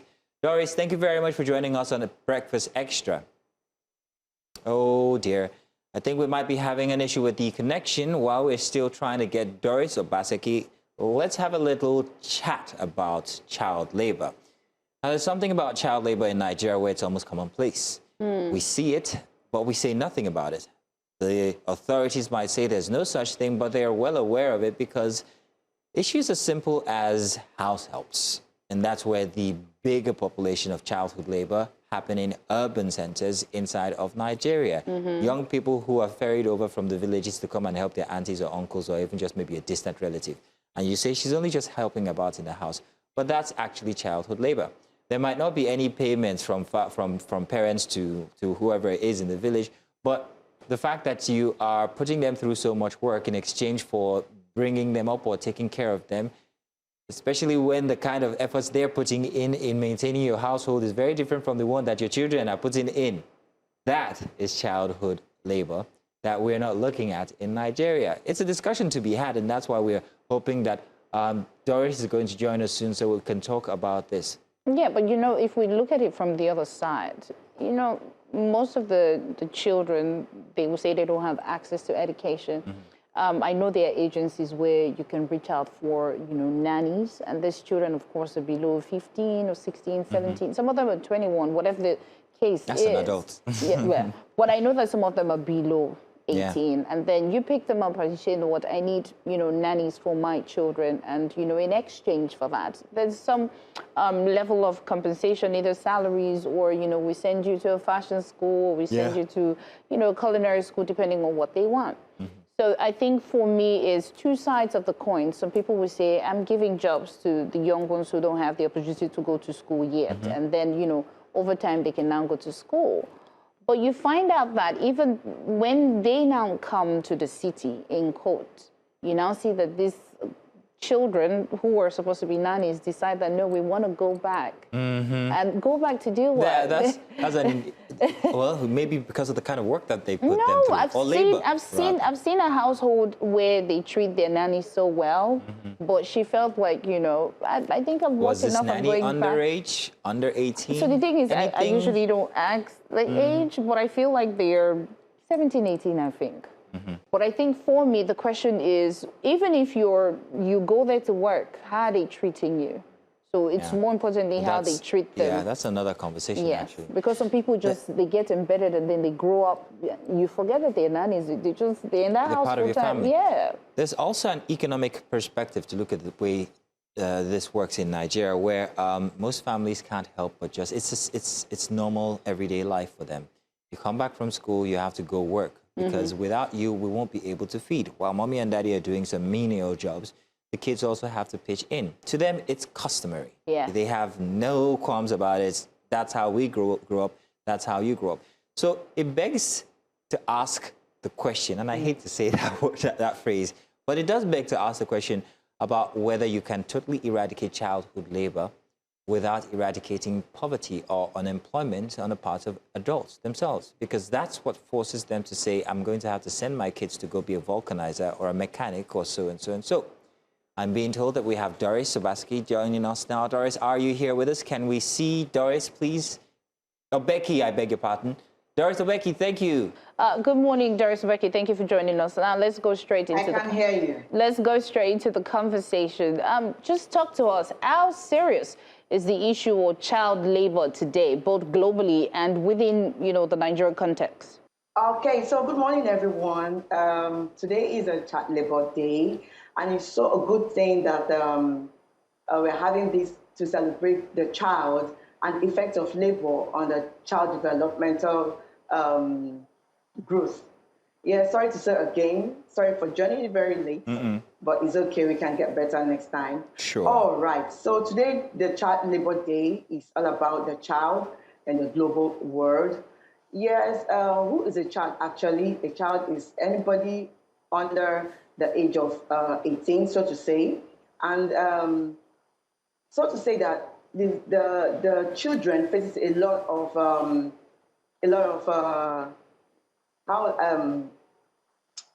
stress at home and outside too. What do I mean by that? When you see parents these days, they want to use the children to actually act out living and to make everything work out in the family. In the case of children being contributive towards the home, that's contributing to the home front. Now, for the UNICEF and the International Labour Organization, actually they're against all that because the child has a right. The child has a right to education. And when all these rights are being infringed upon, they'll begin to say the child is being used excessively and when it is not necessary. Because one, yes, the child is part of the family, but then it should enjoy a certain level of freedom to education, freedom to speech, and every other thing. But when the child is not getting this, it becomes a very important thing because the child's right must be protected. And this starts from the family because you see parents and families using their children for economic reasons. But Doris, for economic reasons. So Doris, can we help that situation in Nigeria? In Nigeria, where it's almost customary to send off your child in the village to homes in urban centers so that they can, well, let's say it without saying it, so that they can work for they can have a livelihood at such young ages. It's a custom here. We have that happen, especially even in the Igbo culture, where boys are sent to their uncles and they're, well, managed up until adulthood. In exchange, they serve. They serve in shops, they serve as mechanics, they serve as vulcanizers, and eventually they gain their freedom. Are we saying we should eradicate an entire cultural system? Well, thank you for that. It's actually a cultural thing, but we can, if you can't eradicate it, we can actually minimize it. How do we do that? By, at first, the child should first be educated to a certain level where they can decide, okay, I want to go to learn a particular trade, which is okay, but then the child has been educated. Now, the case of children being used as quote unquote house help, they are being sent out at a very young age to uncles. Now, if the uncle wants to actually help out, these children needs to be fixed in a school setting. Then again, you see, that is where the level of poverty comes in. The poverty in Africa, so to say, and then bringing it down home to Nigeria and also to the Igbo culture is something that we need to, every hand needs to be on deck to actually fight to eradicate this. And this is when the child is in a school setting, no matter how little. Education is very, very important. If all these children are in a school setting where they go in the mornings and then come back, yes, we have families that are not, so to say, career-wise, but then the children goes to help. But we should also be very careful not to expose these children to vices, because where they are being exposed to the society at a very young age, because they want to act out things economically, then you see these children have a lot of things to contend with. They are being exposed to rape, they are being exposed to theft, and all those kind of things. And then also we can see what's happening around us. They are being exposed to the sympathy. Doris, we've lost your audio a bit there. Yes. I'm hoping that you didn't cover the microphone with anything, but we kind of like lost your audio there. So, Doris? No, yeah, we hear you better now. We hear Can you you better hear me now? Yeah, I'm sure. Yes. And like I was saying before now, the children are being exposed to even kidnapping because they are being sent out to work. They are being sent out to meet even with older adults, and they are beginning to learn how to interact and be relevant at a very young age, which is not possible. And these children become young adults, so to say, instead of becoming the children they are supposed to So, be. Doris. So it can't actually be eradicated. I am still an advocate of all child should be educated and be fixed in a classroom. All right then, Doris. Well, Doris, my question now is, you know, you've talked about kidnapping and all kind of ways that the children will be exposed. So how do we say abuse? Are you going to say that when the children, underage children being taken to be nannies and then promised to go to school and they're treated well versus the ones that come to be nannies and they're not treated well? So are we going to say the abuse is going to be for the ones who are not treated well, or regardless, they should not, you know, walk when they're, you know, below 18? Then what about the children that go to the university when they're 15? So how do we, you know, navigate that? Okay, when a child is being exposed at an early age, abuse is inevitable. Now, we're talking about those that are being sent out at a very young age to nannies. We can hear all around us, they are being molested by even the so-called ogas, big boss, and because they don't have a mind of their own, at a very young age, the child is, because of poverty, we'll say, poverty is the bane of all all vices, because they are not exposed, and they are, because of poverty, they are being used as nannies at homes. You see them being molested by their bosses. It could be physical, it could be emotional, it could be social. What I mean by social, like they are being used at a very tender, and they are still maturing. They don't have a say of their own. Now, for those of them that are being sent out to the university at a very young age, it's still not, it's something we still cannot control, because at a very young age, at 15, these children are sent out. Yes, they are matured cognitively, but they are not matured emotionally to take some certain decisions. They do things and they think is right. They could not process or draw the line between the good, the bad, and the ugly. So you see them being exposed and being exposed, yes, so to say, to this thing, because they can't make a decision of theirs. Their mind is not really matured to actually decipher, should I do this, should I not do this? Like a young child at 15 at the university with an adult of 23, 24, 25, in the same class.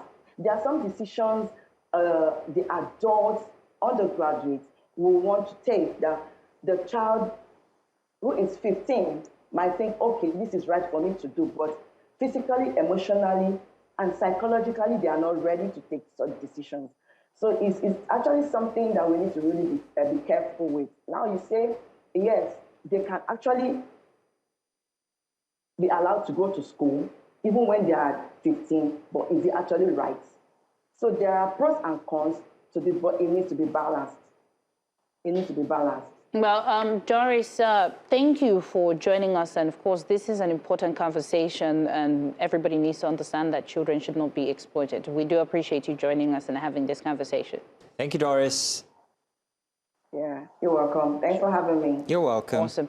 Now let's go on a short break. When we return, we have our last conversation for Breakfast Extra Saturday edition. Do stay with us.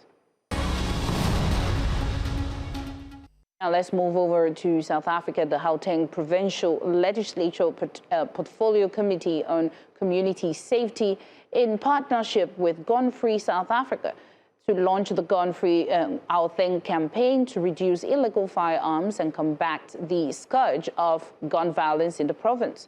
The launch comes after multiple attackers killed 12 people and wounded at least 9 in a late-night mass shooting in Johannesburg on Wednesday, the latest in such attacks that have shaken South Africa. Now, South Africa has seen several high-profile mass shootings recently, including 2 in December that killed more than 20 people. One of the attacks had also involved multiple shooters. Our correspondent, Bongani Sisiba, is on the ground, and we'll cross over to her for more on this. Bongani, good morning. Can you just give us an update of this situation, the gun violence in South Africa, and, the importance of this launch? Absolutely, Queen. Good morning to you and also our viewers at home. The launch has begun here at GP Police Station that is in the heart of Johannesburg. And like you have rightfully said, the scourge of gun violence in South Africa has become very high. And this follows, that on Wednesday we covered a story where 12 people were killed. And this is not the first incident that we have witnessed here in South Africa. Gun violence has become a menace. But let me just bring in Ayanda Zenzile, chairperson of the CP here in Gauteng, to speak to us about the gun violence in South Africa. How big is the issue? Thank you very much. The issue of gun violence is a big issue. In fact, it is the driving force in most of these violent crimes that we are experiencing. Currently, Gauteng is the largest contributor of crime across the country. So I feel it is befitting that this launch happens right here. And this initiative that is taken by the Gauteng legislature is most welcomed. Yes, what are some of the crimes that are being experienced, especially those that are high in Gauteng? Madam, in as much as right now within the recently given crime stats, we've managed to stabilize and reduce the crime, but it remains a big concern. We remain one of the highest contributing in that, even with the reduced rates. Part of our biggest problems with that is the issue of these illegal firearms. The most disturbing part of these issues is the prevalence amongst those of replica firearms, as well as what is referred to as gas guns, as well as homemade firearms, that you can't even tell whether it's a real firearm or not. So sometimes it's not even a real firearm. In terms of the law, it will be regarded as a dangerous weapon. But it's fatal. It can actually wound you and sometimes have devastating effects where life can be taken. So I'm therefore saying we also need to address the issue of these replica firearms, that they should be regulated because they are as deadly and have got bad implications as equally as these illegal firearms. And from the statistics, where are these guns? Where are they getting these guns when you find illegal firearms? Well, I can tell you now. Statistically, I can tell you research tells us the biggest contributor is actually the leaks. Where in terms of theft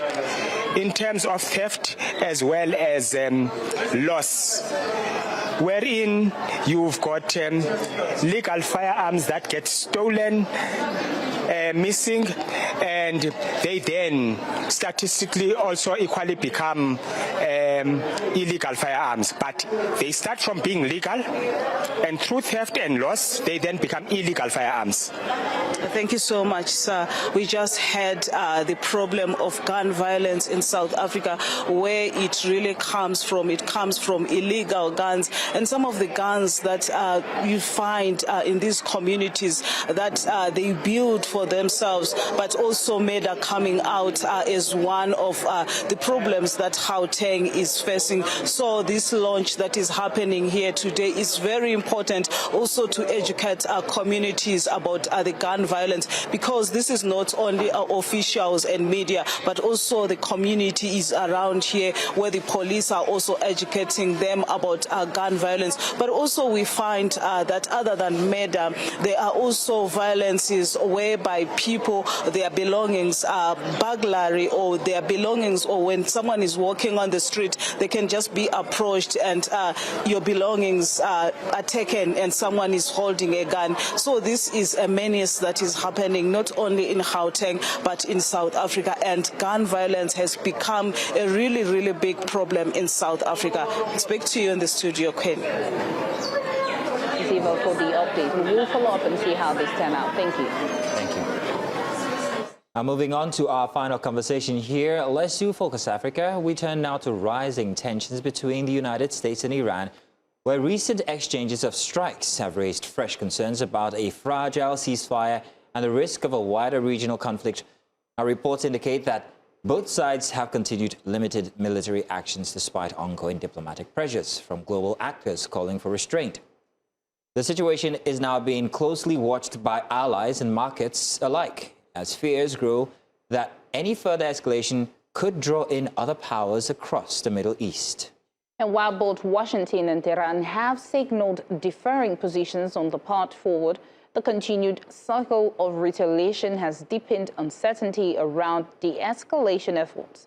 Security analysts warn that miscalculation at this stage could significantly widen the conflict, with implications for energy markets, regional alliances, and global security. We now take a closer look at what is driving this escalation and what the world should expect in the days ahead. And joining us to explore this, we're joined by Alexander von Rugen, a global affairs policy analyst. Alexander, thank you so much for joining us. Mazino. Thank you, Alexander. Good morning once again. Alexander, what is happening again? First off, we understand that there are diplomatic efforts on both sides that are being, well, handled. And then tomorrow, there's another bombardment or another death. So it's very confusing at the moment. So from your assessment, what's currently driving this renewed escalation between the U.S. and Iran? Well, let's look at it as a television soap opera. We can dial in at any time, and there's going to be a different conflict about the same story. The underlying story behind the news is gaining momentum. There's a destabilization within Iran. There's a fight over the leadership of who's really in control, which makes negotiation very complicated. Who's in charge? Are we dealing with the right parties to make the decisions? Then you'll have side conflicts like the downing of a U.S. helicopter recently, which triggered a reaction from Trump. Thank goodness the two pilots were rescued.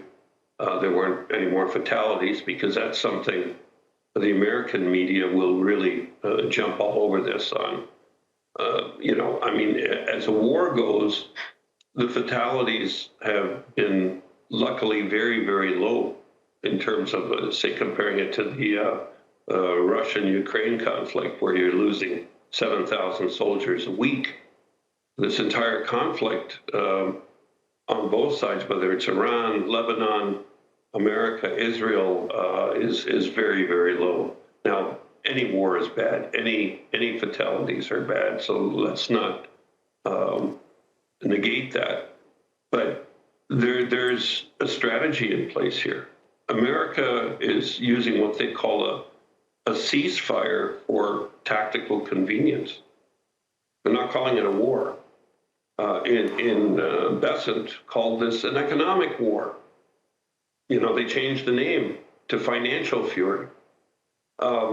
So I think things are playing out here to an end game that is tied into, hey, America's got a birthday coming up on the 4th of July. Wouldn't it be nice to announce a final ceasefire on America's birthday? Could add to the agendas. It'd be a great propaganda tool for Trump, who's coming up for midterm elections in the fall. Right. I bet he's going to want to use that. Yeah. And also, you're going to see the left-wing, what I call the left-wing media, anyone that's against Trump, exploiting the news to whatever their narrative is. For example, Reuters reported this week that the UAE was doing a financial settlement to Iran, releasing in between 10 and $20 billion of seized assets or cash. Simply wasn't true. Who's driving that news? It's a destabilization of what the net end game is going to be here. Right. I can tell you one of the agendas is to expand the Abraham Accords. The conflict, putting pressure on all the neighbors of Iran, Trump is going to use that to bring everyone into a coalition of the Abraham Accords. That would be Saudi Arabia, Turkey, Egypt, and, well, Pakistan's already said they won't sign it. But the point is that it would be another major win for Trump in terms of his aspirations to win the Nobel Peace Prize. Right. So, Alexander, now that we're on this part, would you say that this part is leading, us to a wider conflict, or it's just another controlled escalation? Well, again, the terms we're using here, let's, in practical sense, let's call the Strait of Hormuz has turned the world into a global casino. Look what happens to oil prices. Look how much money Wall Street is making and London on trading the risk of oil going up, or is it coming back down? Or is it going up in the future, or is it going to be settled? All the odds makers are calling these shots. The price of oil hasn't gone up to produce. The scarcity is really, it's inflated. Yes, the Strait of Hormuz represents 20% of global trade, but nobody is talking, or at least talking very little, about the pipelines that Saudi Arabia has built, 7 million barrels a day to the Red Sea. The UAE has a pipeline. They're expanding it now, but they already have a capacity. I think on total build-out, it's going to be 3.5 million barrels bypassing Hormuz to the Gulf of Oman. Between the two of them, that represents almost 11 million barrels a day of the 20 million barrel total coming out of the Gulf. In addition, there's been in between 70 and 200 ships that have passed safely through the straits during the ceasefire. Nobody wants to talk about it because, first of all, it leaves the U.S. open to strategic mechanisms they're using in the military. So they're quiet about it, whereas Iran wants to talk about how they've stopped all the boats, but secretly they've been getting through. And Iran's also been charging some of the Chinese boats their toll fees up to maybe $2 million a ship. So that's still going on. As far as the rest of the world goes, they're manipulated by what the media says and by what Wall Street says. It's caused a lot of short-term pain for Africa, but at the end, has it really, Alexander? While you're talking about the world being a global casino for London and America, well, there are oil-producing countries in Africa, Nigeria being one of them, and I'm wondering whether this is a gain for Nigeria or whether the disruption that's being caused is going to simply cancel out whatever gains we might have had. But you're correct. I said it's short-term pain, mainly for, I would say, East Africa. Long-term gain, definitely for Nigeria. Mr. Dangote is taking advantage of high oil prices. He's announced the doubling of his refinery in Nigeria from 650,000 barrels to about 1.3 million. That's significant. And the announcement of building another East Coast refinery in Kenya. Whether that gets off the ground, I guess it'll be up to Mr. Ruto giving in to Dangote's demands, but we'll see how that plays out. The high price of oil is allowed these build-outs to take place because it means there's a higher return on investment. So is the high price of oil good for Africa on the short term? Yes. It will enhance exploratory activity, and it will enhance the build-out of their existing processing so they don't have to import oil from other countries, finished goods, that is. So we have to look at the long-term effects, and it's a stimulus for investment into Africa. So, the ripple effects to other countries, America is making a killing. They're exporting 10 million barrels a day. Russia, 9 million barrels a day. And guess what? Trump lifted the sanctions, temporary sanctions on Russia to sell to India. That stabilized oil prices globally, which he needed to do. He was getting a lot of pressure. So now we're looking at, Brent at around $87, $90 a barrel, down from 107. So, Alexander, while it seems like America is gaining from this, what about Iran? What gains are they seeing, or is it further strangling the regime there, do you think? Do you think this is deliberate? I think it's a train wreck in slow motion. The momentum of Trump's actions, he's gone from global nation building to America first, and basically governance, from coercive governance from outside without invading a country. That pressure on Iran has stimulated the movement within the country. There's an insurrection happening. There's a challenge for leadership, which we see on Iranian television now, where announcers are actually questioning the actions of the ruling government, being the IRGC. We haven't seen a leader expose himself in Iran since early April. Is Mustafa Khamenei even alive? The theory is he was very, very severely injured during the attack where his father was killed. And it's likely, well, I guess that's part of the casino game on Wall Street. Is he alive or is he dead? We haven't seen him. We haven't heard any live recordings, no videos. Yet they always refer to him as the supreme leader. Even Trump mentioned it in a recent broadcast, saying he'd like to meet him.